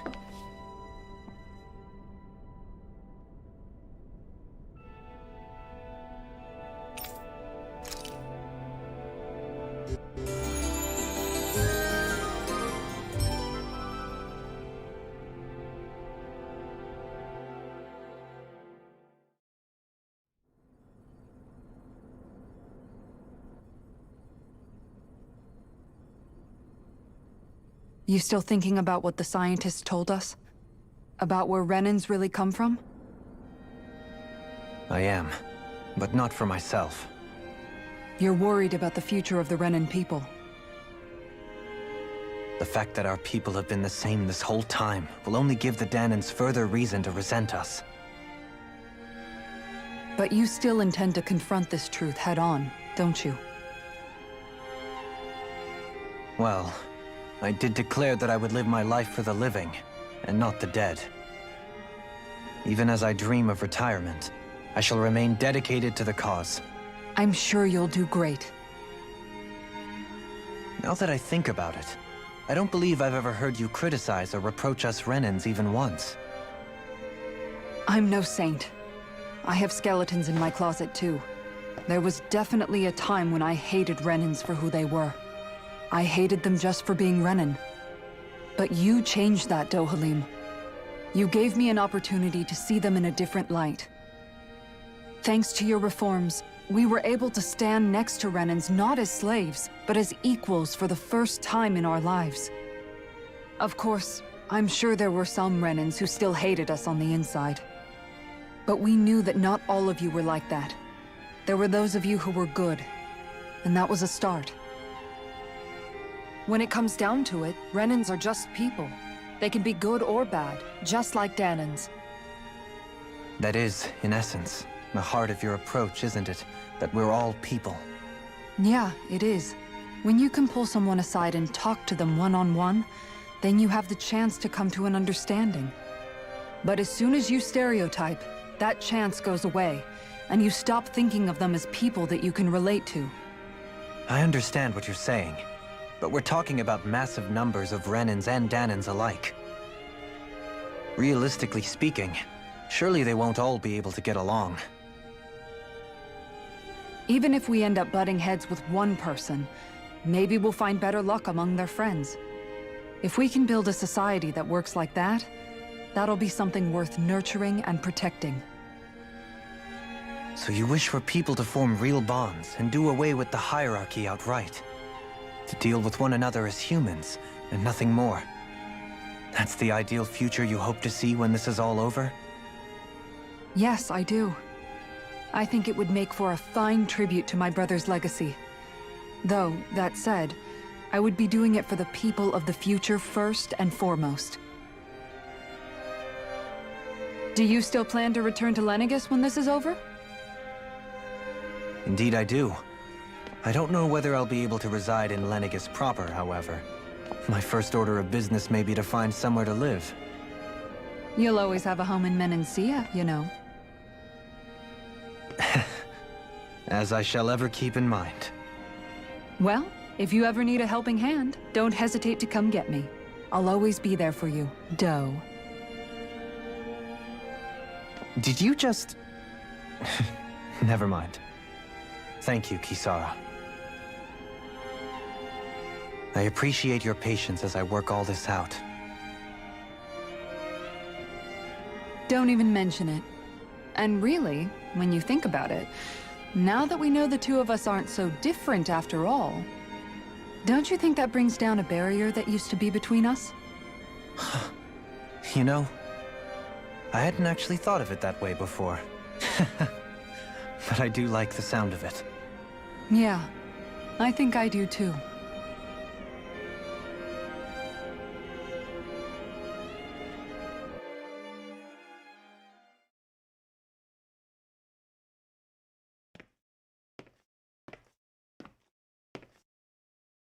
Hey, why'd you call me here? Was there something you wanted to talk about? Well, if everything we've heard about the Great Spirit is true, then we're getting close to our final battle.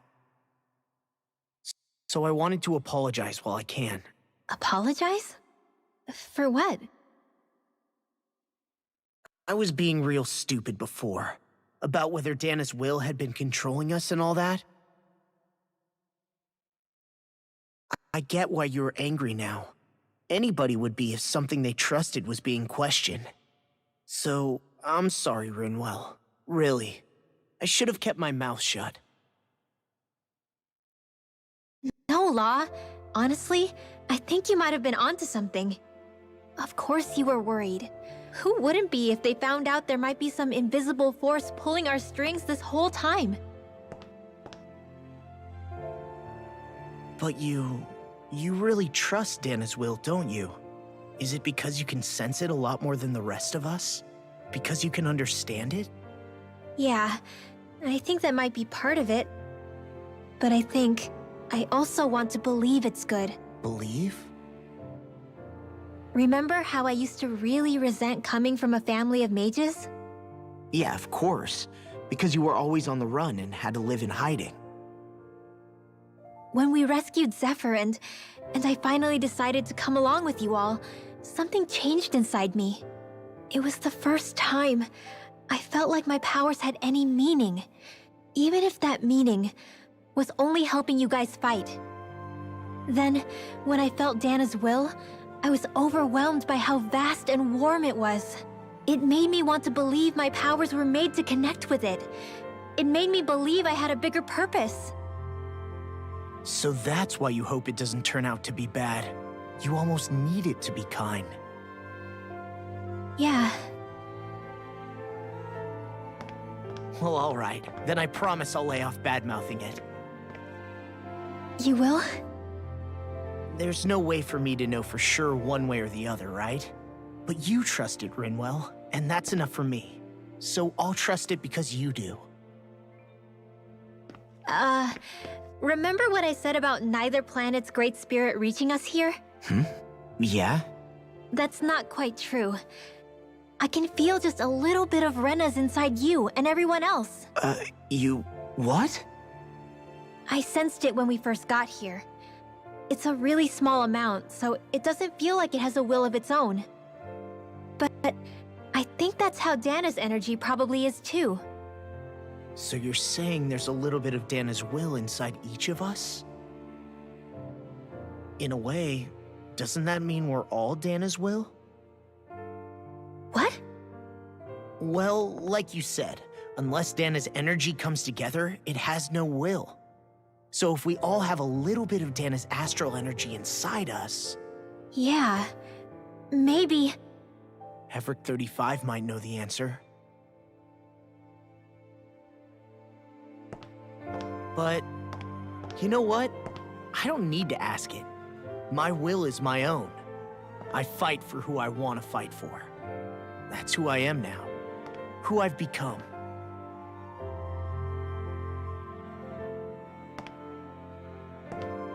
So thanks, Rinwell, for sharing that with me.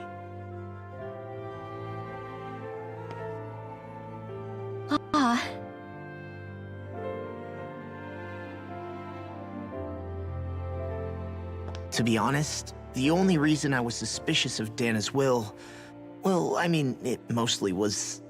I feel like you and I had grown apart lately, and I was worried it was because... Huh? Never mind. Nothing. Just forget about it. Huh? No, what were you saying? Saying? I don't remember Come saying on. anything. Now you won't tell me what you were No, thinking? that's not what I'm saying. Then spit it out already.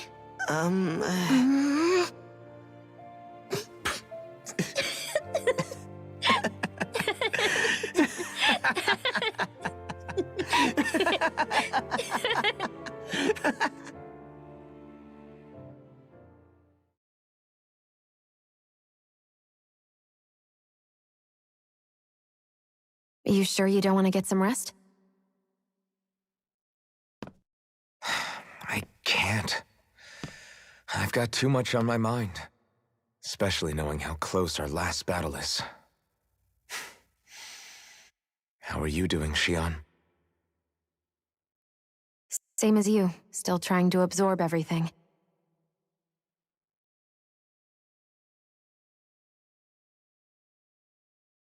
Remember when it was so simple? We were only fighting all the lords on Dana? All of that feels like a lifetime ago, doesn't it? Ages and ages ago.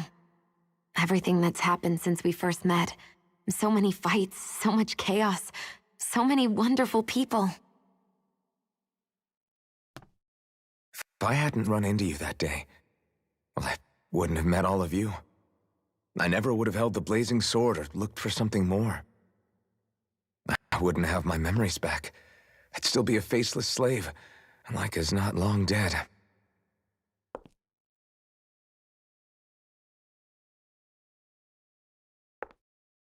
Hey, Alphen. I want you to promise me something. Yeah? If we can't find the Renis Alma, there's something I want you to do. Like Heverick 35 said, the only way we can end the Great Spirit for good is to go after both the main body in Rena and the thorns in me. I need you to promise me, Alphen, that if for some reason we can't get the Renis Alma back, you'll use the blazing sword to destroy the Great Spirit, and me along with it. Huh? It's true the blazing sword may not have the strength of the Renis Alma. But it's taken us this far. It's slain lords and beasts. At the very least, it has to be worth a try. You can't be serious. Have you forgotten everything Listen, that we've... the Great Spirit isn't just our problem. It's a threat to our entire world. Renans and Danans alike. We don't know what's going to happen when we face it, but we need to be prepared for anything. We can't second-guess ourselves when the time comes. I promise you, I'm not planning on going anywhere. I'm prepared to fight with absolutely everything I've got. But if it comes down to it, I need you to be prepared too.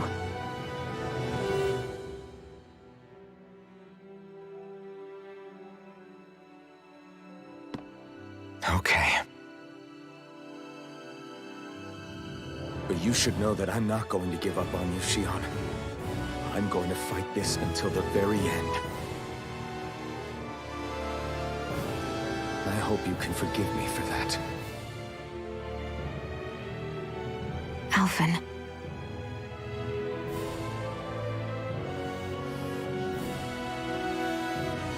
Okay, I understand.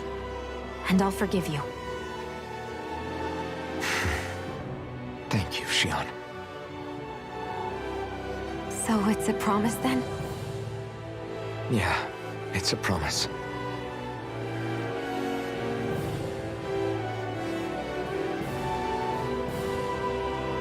I remember how I felt the first time you touched me.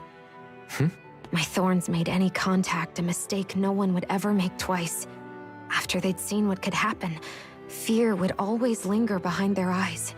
In my entire life, I never had someone willingly reach out to me. But when you reached out to me and gently took my hand, you didn't react at all. It was so easy for you. I don't have words for the shock I felt in that moment. That's because I couldn't feel pain back then. Even once you could, though, you still chose to keep reaching out to me. And when you did, I felt this warmth that I had never known before.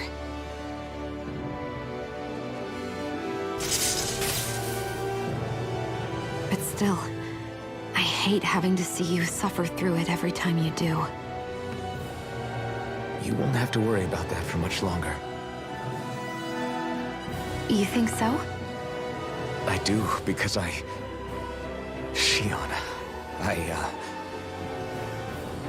No. You can tell me once my thorns are gone. Okay?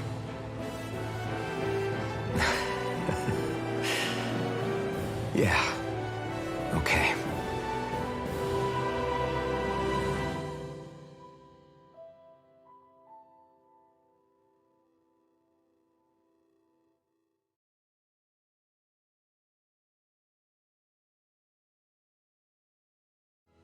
Everybody get enough rest?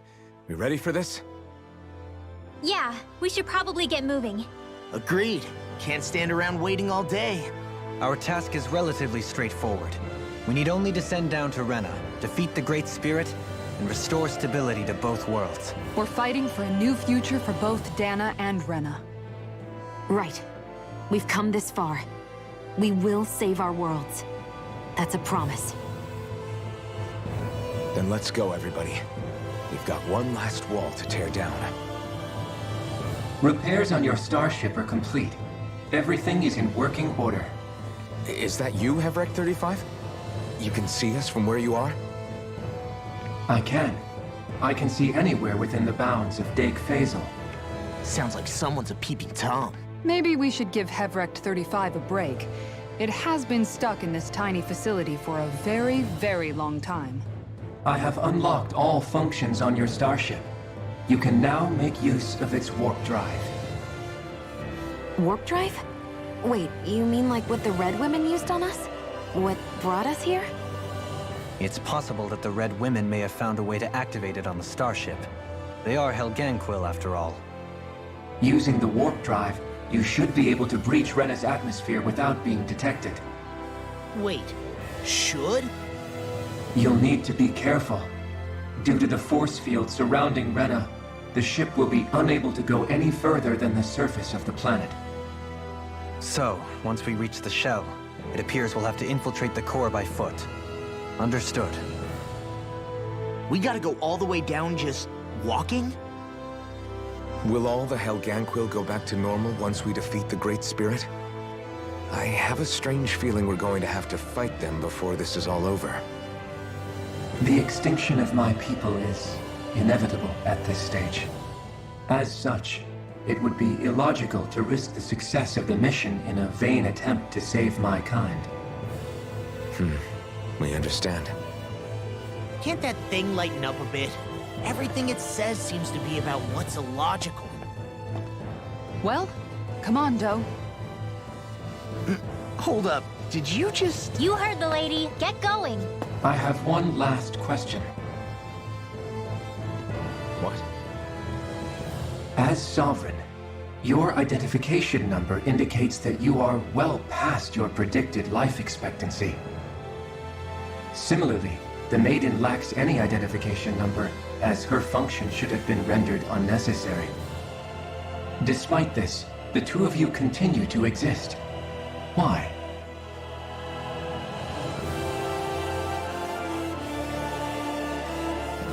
We exist because others have entrusted this to us. Over the years, many people have come together and sworn to see this through to the end. You mean it is because of multiple chance interactions? The likelihood of such events is statistically improbable. Why have you two continued to persist under these conditions? It's hard to explain. To be honest, I don't think it's something an observer could understand.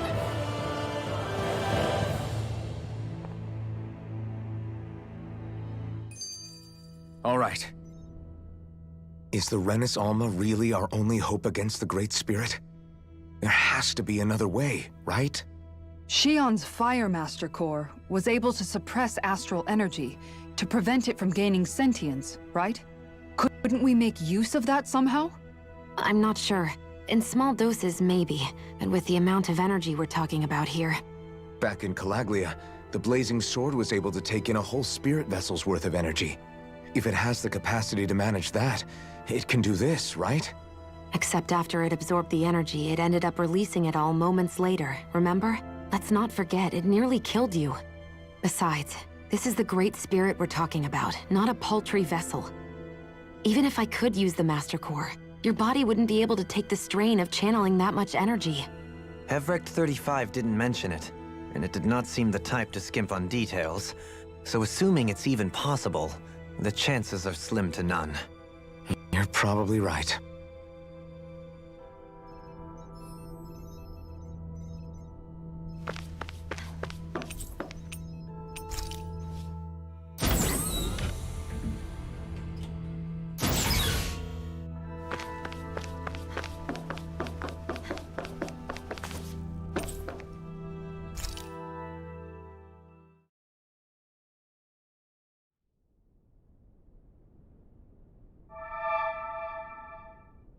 It would appear that our Helganquil host really has fulfilled its end of the bargain.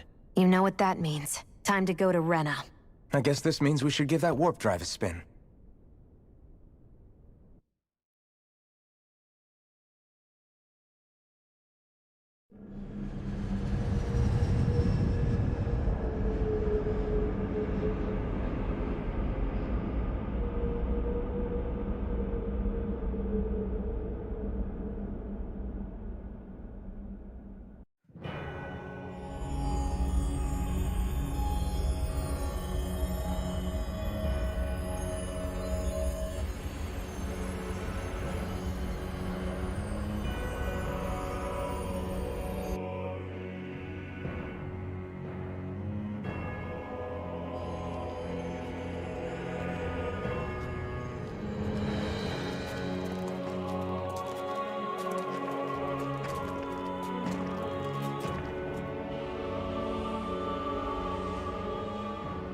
There's nothing here. This weird ocean we're surrounded by just stretches out everywhere. Is this really where the Helganquil come from? I don't sense even a trace of astral energy. This world is... dead. Then this must be the Hollowing. You mean to tell me this whole world, the entire ocean is... that stuff? And it's covering everything. The entire planet. This is what the Great Spirit does. After it depleted this planet of every last speck of astral energy, It went after Dana. So arresting. This world of doom. Back in its day, Rena was probably just as vibrant as Dana is. But after being robbed of its astral energy for so long, those days are gone and past. This is all that will remain. So the Great Spirit took everything. It stole energy not just from living beings, but the land, the sea, everything. And it bound the Helganquil in servitude, until their whole world was nothing but this. And by the looks of it, that's how it remains to this day. A world of death and emptiness. With nothing left here to consume, the Great Spirit turned its sights on Dana, looking for another host. You're saying if we don't stop it, this is what Dana's going to look like? We can be sure that even these few remaining remnants of Renan life will not be spared in the end. If the oblivion and darkness both Shion and Naori saw comes to pass, nothing will survive. It looks like we can climb down from there. Let's take a look.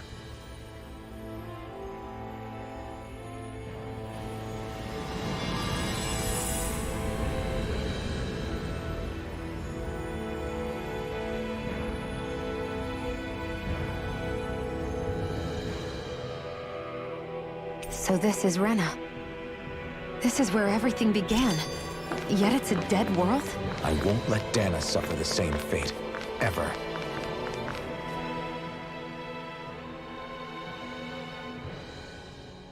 A hollowed ocean as far as the eye can see. What do you think would happen if we fell in? What do you mean, what would happen?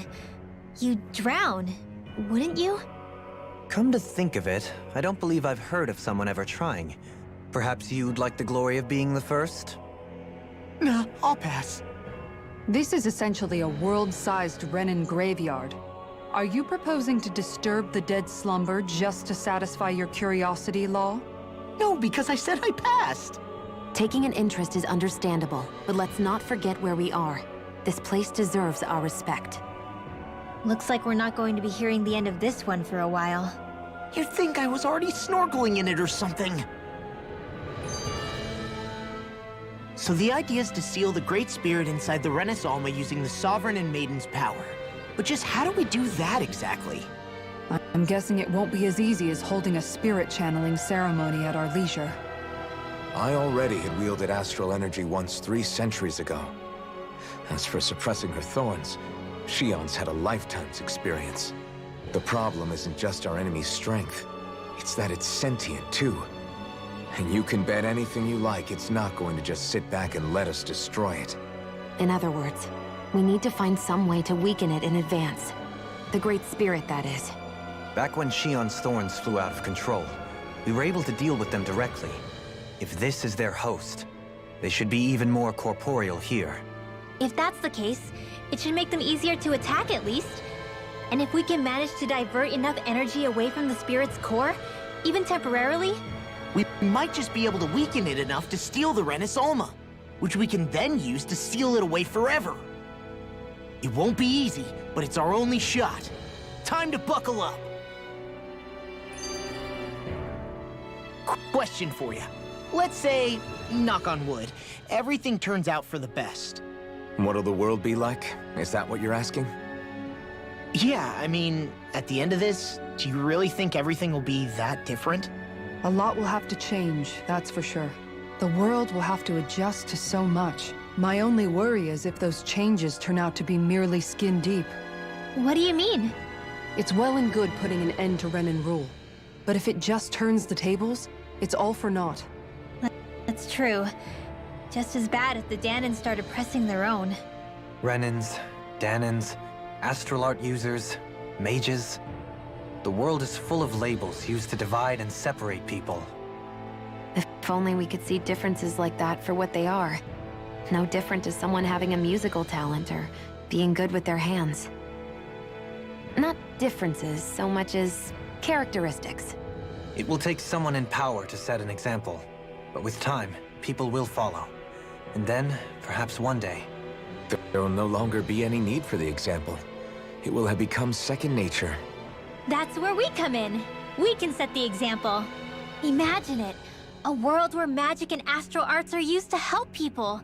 Where that's the norm rather than the exception. Yeah, you're right, Rinwell. Why wait for somebody else? We can show them ourselves. I need something to eat.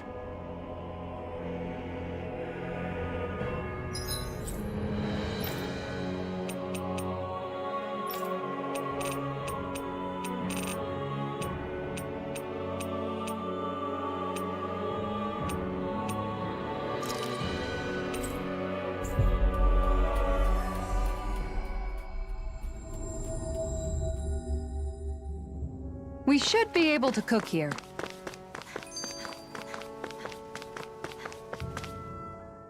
Hey! Hey, I just realized something! Is this about dinner last night? I didn't realize those ingredients were off. What? No! I mean, wait, you fed us rotten food? Rinwell, the point. Oh, yeah, right. So I was thinking about those armored soldiers we've seen. There are regular Renans inside them, right? Yeah, they're designed to make whoever's wearing them stronger. At least, I think that's the idea. Right. So it kind of begs the question then, why are they made so huge? I don't know, makes them more intimidating, I guess? Or maybe all that tech wizardry inside takes up a lot of space. You don't think it's weird how the armored soldiers are the exact same height as the Helganquil? Can't say I'd ever noticed it till now. And? Connect the dots, Law! Okay, let me get this straight. You think the armored suits might have originally been designed to allow Renans to work alongside the Helganquil? Huh. But if that's true, what would that mean? It would mean... just that, I guess. But still, don't you think it's kind of interesting? Not hugely. Hey, Kisara, well, I've got you. What's on tonight's menu? Because I was thinking, maybe meat? Get him, Hootle. What did I do? Oh, now you want to listen. Keep pecking, Hootle! Ow, ow, ow! Seriously, what the hell? You know, guys, when you think about it, we've taken out a lot of Zeugles. Like, a whole lot. You can say that again. If one thing's for certain in this world, it's that wherever we go, we'll always end up bumping into them. Isn't it weird that they're still so plentiful? You don't think the Renans have, like, a ranch where they breed them, do you? Certainly in all of my years, I've never heard of them constructing such a massive facility on Dana, let alone up in Lenegis. The only thing I can think of, then, is that the feral ones must be reproducing on their own. There's also no organized effort on our part to hunt them down, so it's difficult to fully exterminate them. Exterminate them? Whoa, don't you think that's maybe a little harsh? What do you mean? Zeugles originally used to be living creatures native to Dana and Rena, right? Being genetically modified isn't their fault. You're right. Zeugles were only created because of us Renans. We altered the original creatures to suit our own ends. First, people made Zeugles, and then we let them go. And now we're trying to kill them because they're a threat. They really have only seen the very worst, huh? I hope we find a way to be able to live side by side with them one day. It's a nice thought, but they attack towns and cities. What else are we supposed to do? Aside from the strays that have gone wild, it's worth remembering that Renans are able to keep them somewhat under control. If we had distinct territories that didn't overlap, that might reduce the danger they pose. Well, I guess when you look at it that way, maybe people and Zeugles aren't so different after all.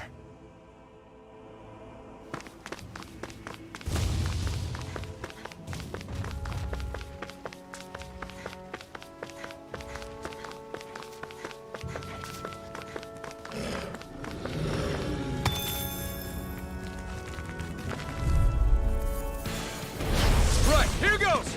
We barely managed to turn that battle. You don't need to sound surprised.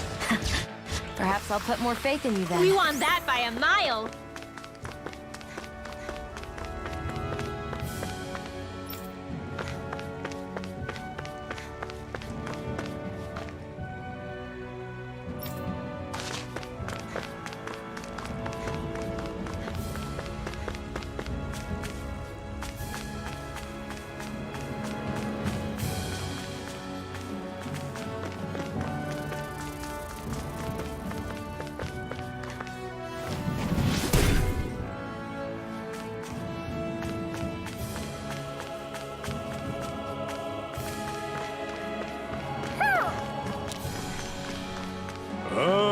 Hoo-hoo-hoo!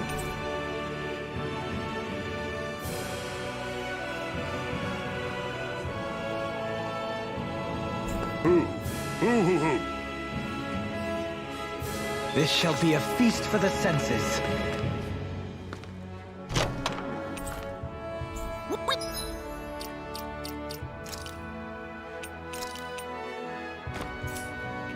Got some good equipment! I can't say its appearance is to my tastes, personally.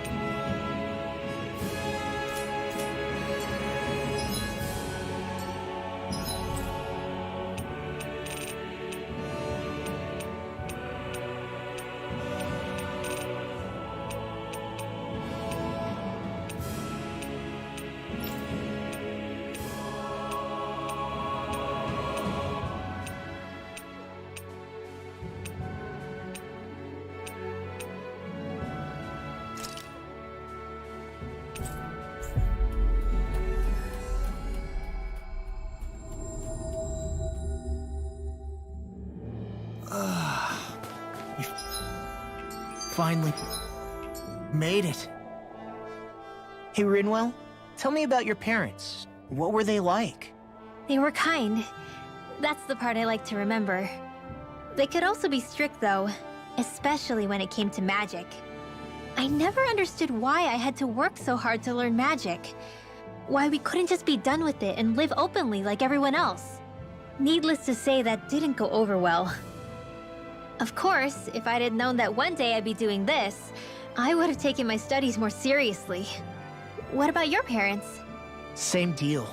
Run through the mill. Told constantly that training was the only way to survive in a world like this. It got bad enough that I ended up running away and siding with the Renans of all people. And now, I've got that training to thank for being alive. I know how that feels. The first time we met, you risked using your magic to stop me from kicking my dad's ass. You could have done anything else. You could have ignored it. So, why? Yeah, I guess something about Zephyr reminded me of my own father. You don't say. So, did your pops and mine look a lot like each other? Not really. Not at all, in fact. I don't know how to explain it. I just felt a resemblance, I guess. Wow. Well, I won't pretend I understand, but I'm glad. Your dad must have been a great guy. He was.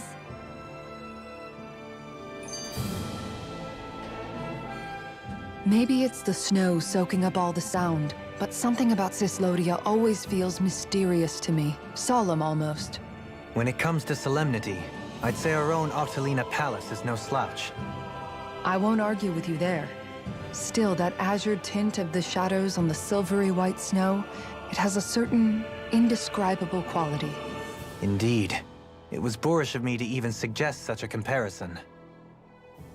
All I know is it's freaking cold. Still, more pleasant now that the locals aren't quite as frosty towards us. Well, excuse me if I'm too frosty for your warm self. Oh, come on! You know I didn't mean you. Besides, really, I'm the one who... How about we stop getting hung up on the past for a change? Take what you've learned and put it to use in the future instead. An unexamined past can be just as dangerous in its own right. Better that than obsessing over it like a certain someone I know. Kisara doesn't mince her words, does she? I could say the same thing about one or two of the other women around here. Tell me about it.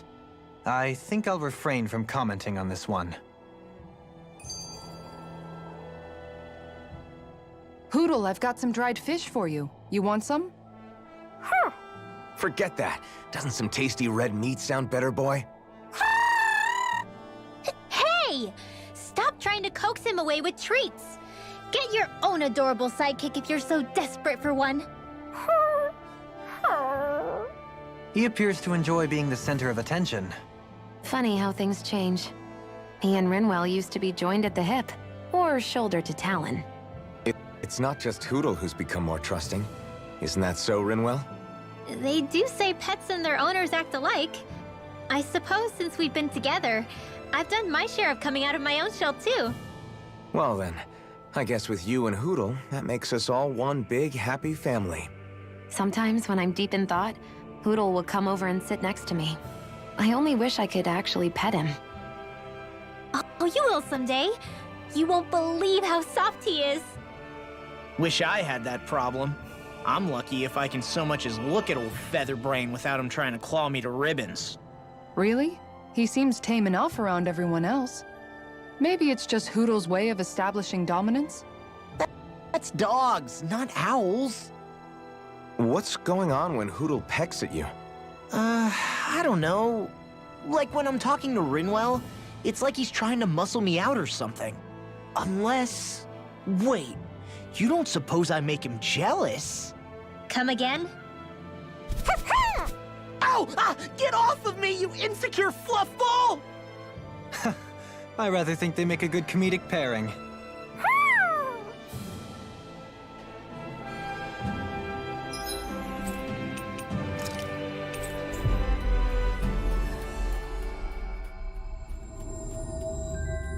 Always good to be back in familiar territory.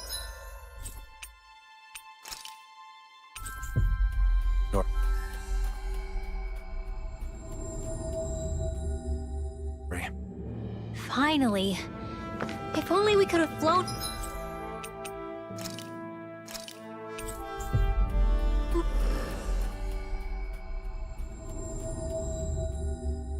with the wind to get here faster.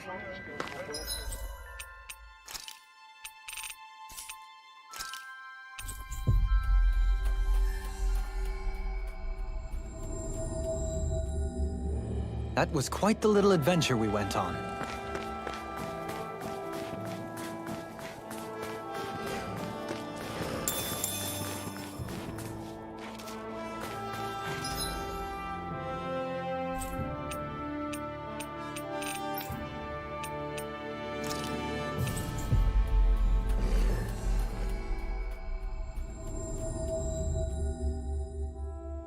Finally.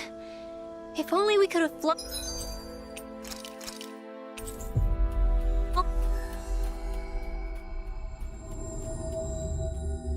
with the wind to get here faster.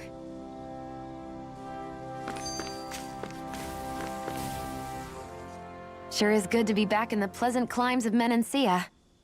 Especially after the extremes of some of the other regions we visited. Definitely.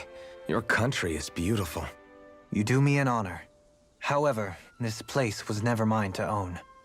I didn't mean it that way. Though, I guess technically you weren't born here either.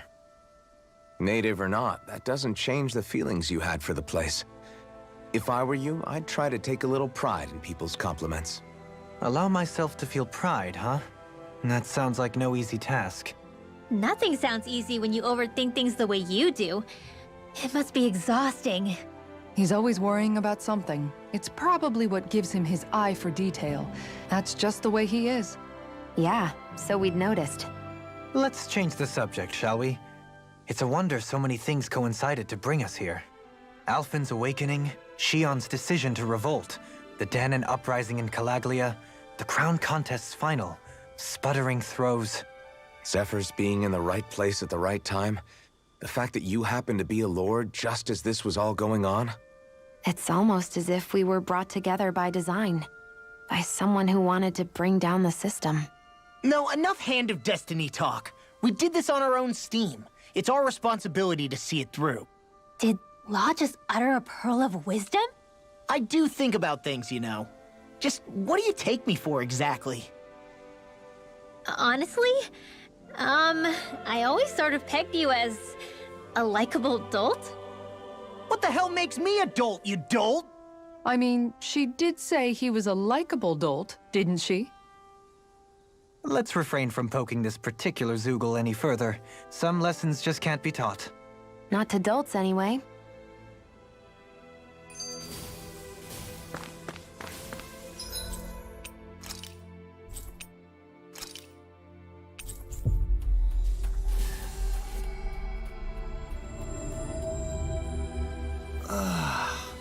We finally made it. Hey, Kisara. What's your secret for putting up with Dohalim? I don't know how you managed to deal with him. Secret? Oh, I don't think it's as difficult as all that, really. Could have had me fooled. Anyone who waxes lyrical on the aesthetic qualities of cactus thorns is a step too far for me. And those poetic flourishes he sneaks into regular conversation? How am I supposed to react? He likes the sound of his own voice, that's for sure. I say let him have his fun. No need to try and understand anything he says. Has he always been like that? He didn't seem as on edge all the time back in Menancia. Though he was my superior back then. So who's to say what I didn't see? The Lord of Cislodia hid in plain sight while a crony posing as him carried out all his business. What if the Lord we met in Vicente was really... An imposter? Dohalim? Hardly. Like it or not, that's him all right. In all his flamboyant, circumloquacious glory. I'd like to see someone try to impersonate that on a daily basis. Come to think of it, what with being a lord and all, he's probably never had anyone to speak to on an equal basis. It wouldn't surprise me. Having you guys around, having a family in a way, must be what's helped him change. A little heads up on some of his eccentricities would have been nice. It's those eccentricities that make him who he is.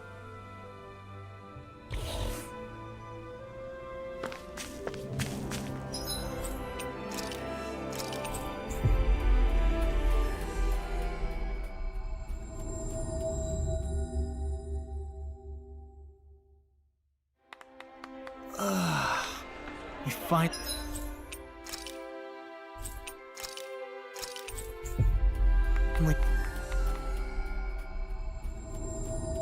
Made it. Finally. If only we could have flown with the wind to get here faster.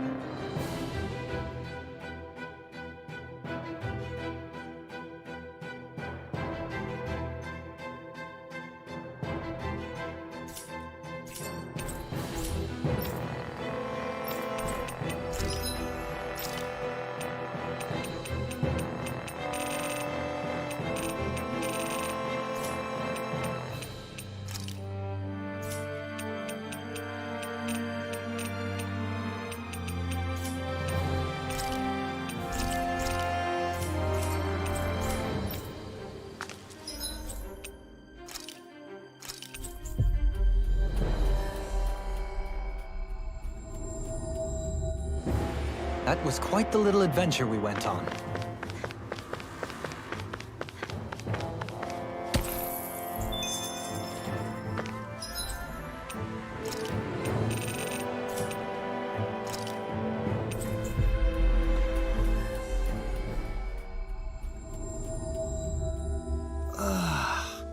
We finally made it.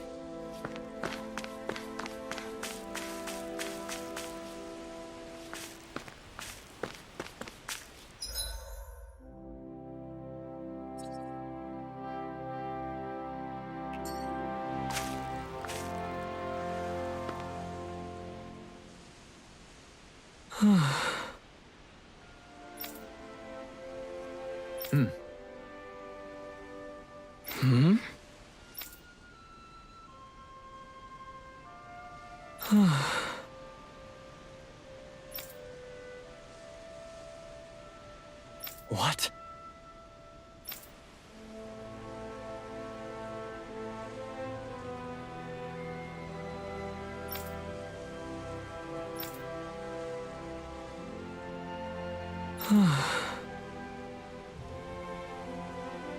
What?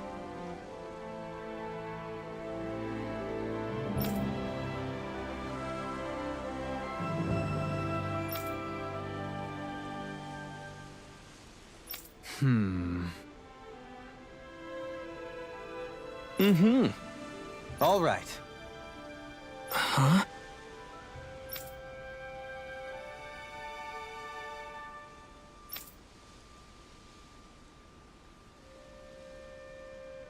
What? All right.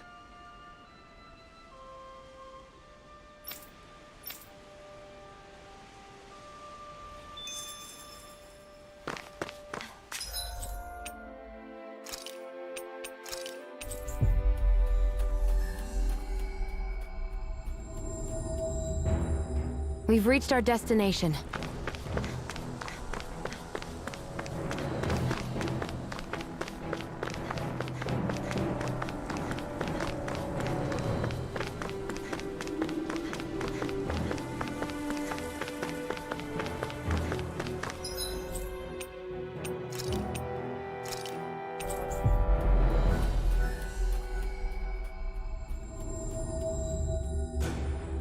Finally.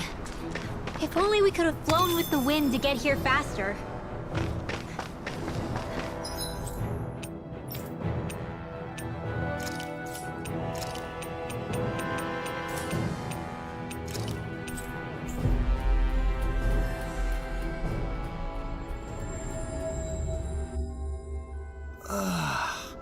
We finally made it.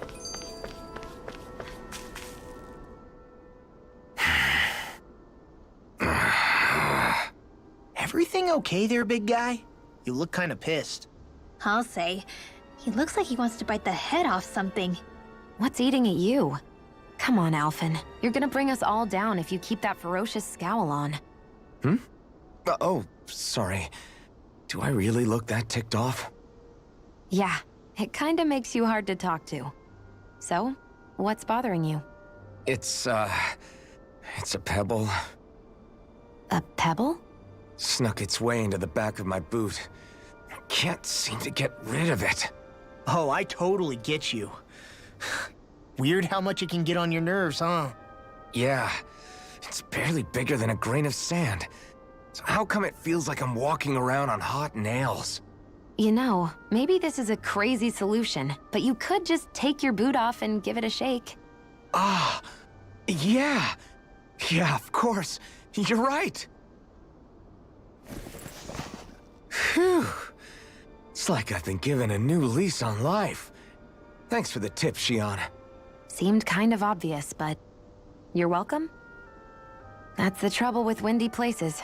All that fine debris ends up getting into your hair and clothes. Alphen, is it just me, or have you become extra sensitive ever since getting your sense of pain back? Now that you mention it, the other night at camp, there was a fly buzzing around that annoyed him so much, he unsheathed the blazing sword. So much for sensitive. That's just being a Mr. Cranky Pants. Nothing new on that front, then. What's the matter, Alphen? You look a little tense. It's nothing, really. He wants to get angry, but knows that doing so would only prove our point. Hence the building frustration showing plainly on his face. Would you stop analyzing things for 1 minute? Point taken.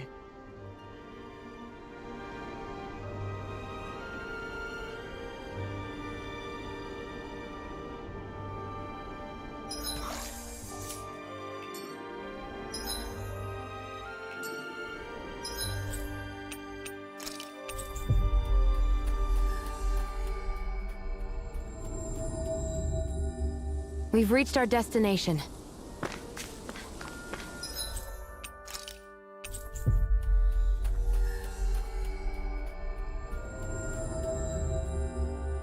Looks like we made it here in one piece.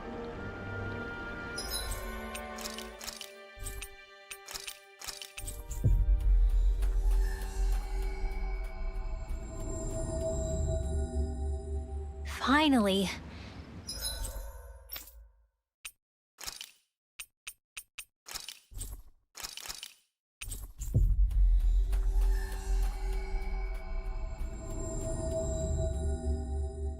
If only we could have flown with the wind to get here faster. Hey, Law. Been training? Yeah, I guess I got a little carried away. You think this is bad, you should see the state of my underwear. Yeah. A word of advice. You might want to refrain from mentioning that stuff around girls. Ones without a military history especially. Man, can you imagine Rinwell's face? She'd have a nervous breakdown. I meant in general, but you sure mention her a lot, you know. Huh? Oh, you know, she's always there, even when you least expect it. Springs to mind easily. Either that, or maybe some part of you is subconsciously always wishing she was there. May the trials and tribulations of young romance never change. Romance? Like I'd be interested in that know-it-all tomboy. I'm more about mature women. Someone more like Kisara. You know, I used to be a tomboy too when I was Rinwell's age. Look, it's not tomboys I have anything against. But come on, you've got to admit she can be a lot to handle. Hey, I miss anything? What's all the fuss about? Rinwell. Thunderblade! Ah! What the hell was that for? A little birdie told me you were speaking about me behind my back. Whew! From the looks of it, I'd say you've got yourself a rival. It wouldn't be called the Spring of Youth without a little storm every now and then.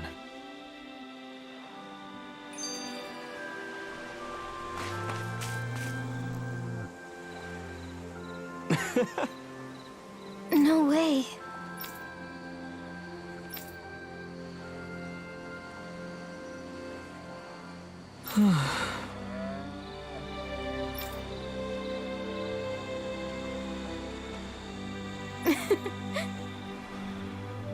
Mm-hmm.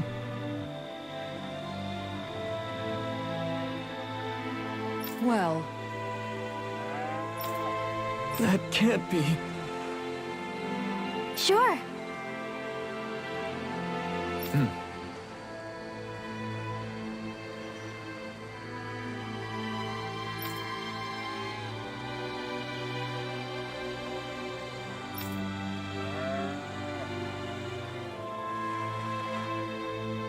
Agreed.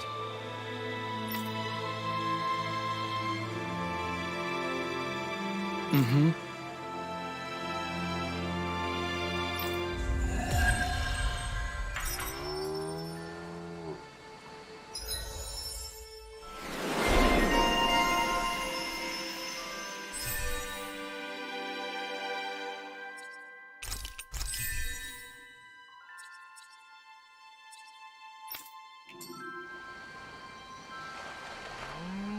I must say, I wasn't expecting you to be the one to spoil their reunion.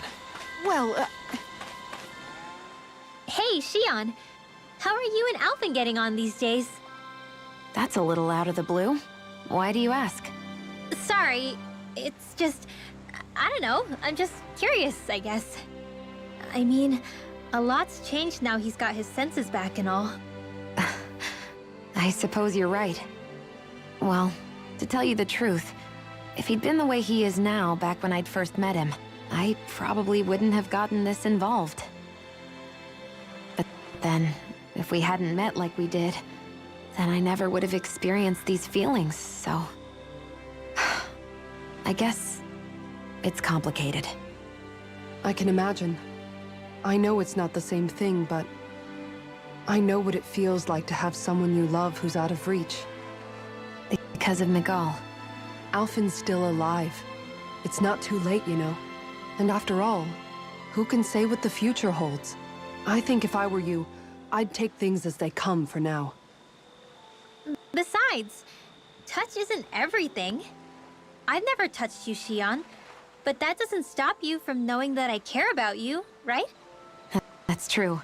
But I do remember back when we first met, you made it plenty clear you weren't my biggest fan. But that was a long time ago. There were lots of things I didn't understand back then. Not that that's the point. Don't worry, I'm only teasing. I know what you mean. Thank you. And you're right. There are ways to convey your feelings besides just touching. I'll say, cooking immediately springs to mind. And if it's someone's favorite dish, all the better. If there's something on your mind that you want to tell him, why not try appealing directly to his stomach? You might just have a point. I'll give it a shot. Uh-oh. If it's Alphen's palate you're appealing to, that doesn't bode well for the rest of us. Well, friendship is about being supportive. Sometimes we just have to do our best and take one for the team, right?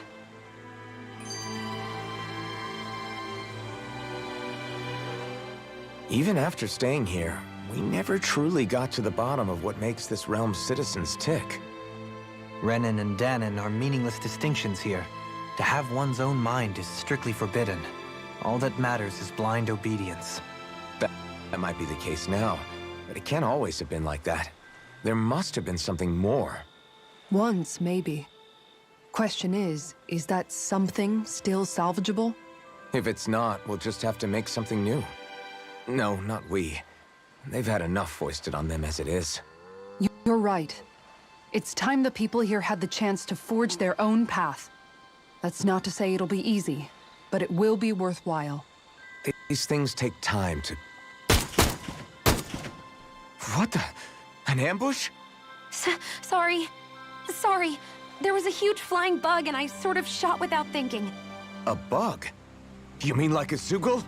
Something tells me she would have shot it, whether it was a Zoogle or not.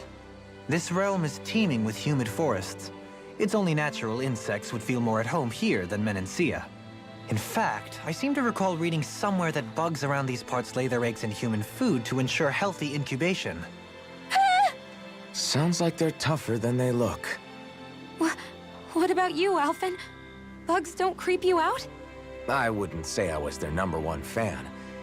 Mind you, if times get desperate enough, I've been known to eat them. Insects as a culinary option, you say? What kind of seasoning are we talking? Dohalim, I don't think he was talking about cooking them. Hey, a lizard!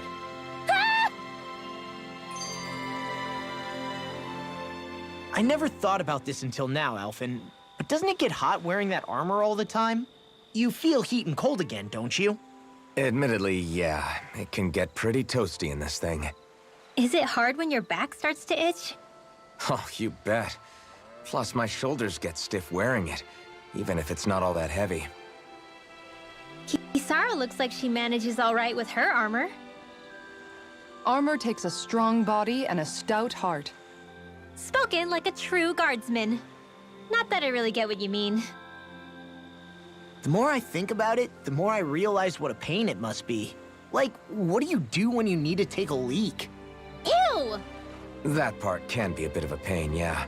More things to take off. That sucks, man. Wouldn't it be easier if you just walked around outside of your armor most of the time instead? You never know when the enemy might attack. As tempting as it might be to take it off, it's not worth getting killed over. So basically, you're screwed if you ever get attacked while taking a dump. Right, Rinwell? Are you doing this on purpose?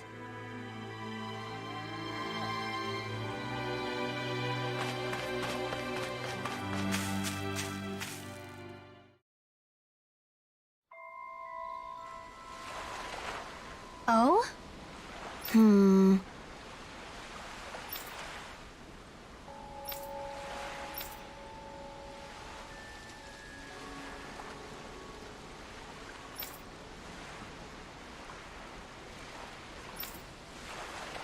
Right.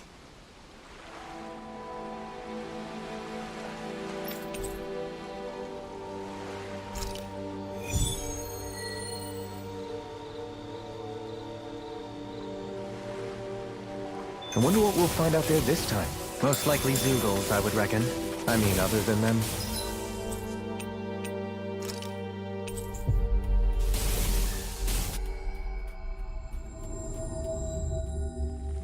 That was quite the little adventure we went on.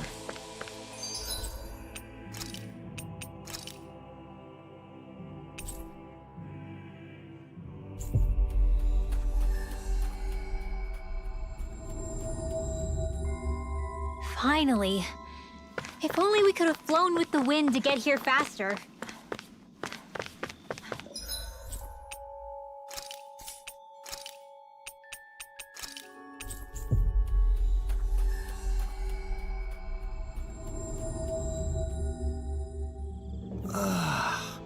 We finally made it.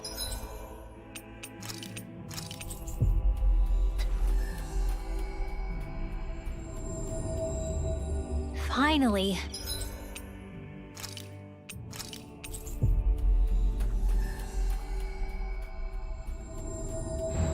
If only we could have flown with the wind to get here faster.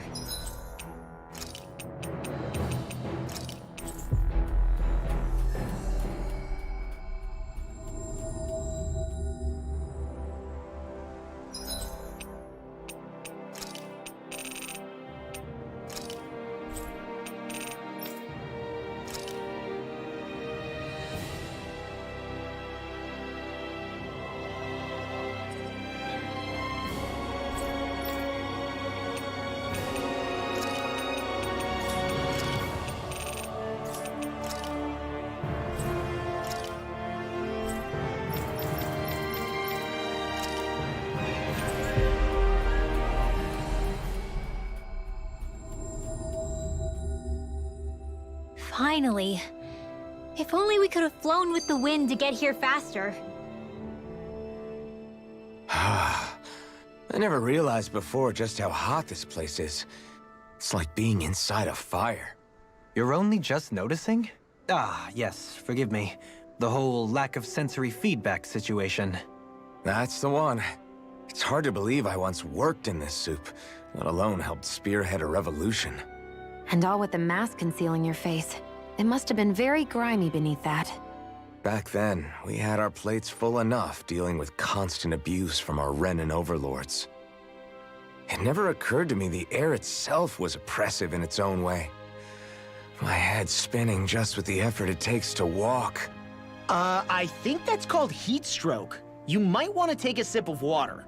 You mean that water that's been festering under the sun for days? I wouldn't chance it without boiling it first. Oh, I know! I'll go to the dock and fetch us some clean water.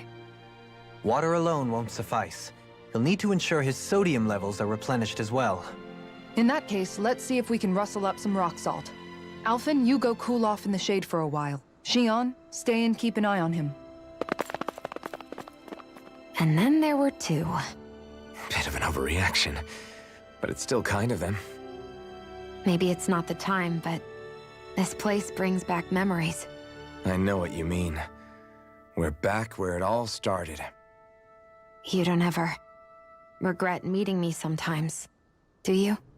Are you kidding? You started all of this. Bringing down the wall, retrieving my sense of self. I have no regrets.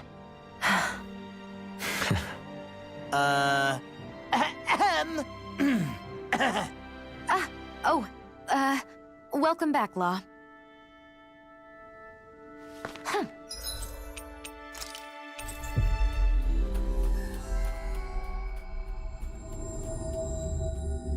Finally. If only...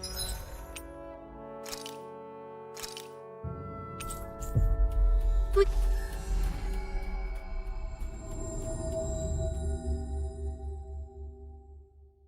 could have flown with the wind to get here fast.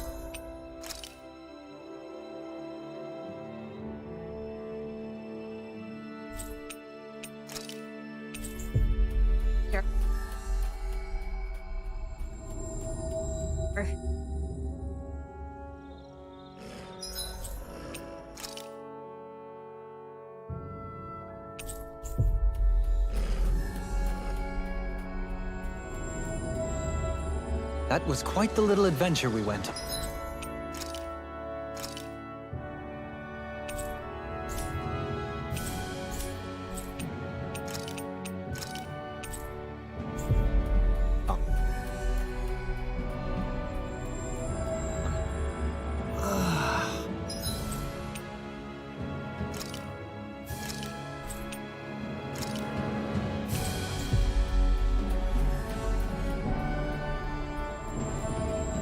Finally made it.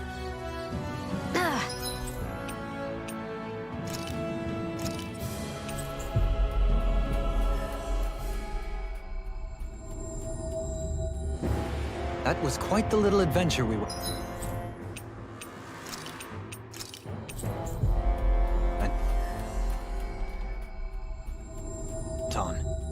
That was quite the little adventure we went on.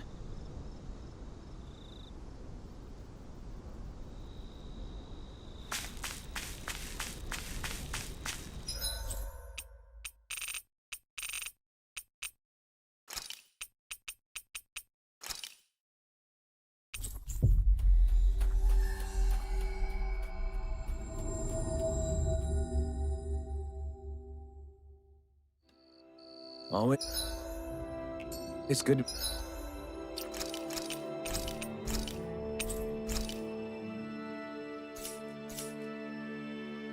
Be back in familiar territory.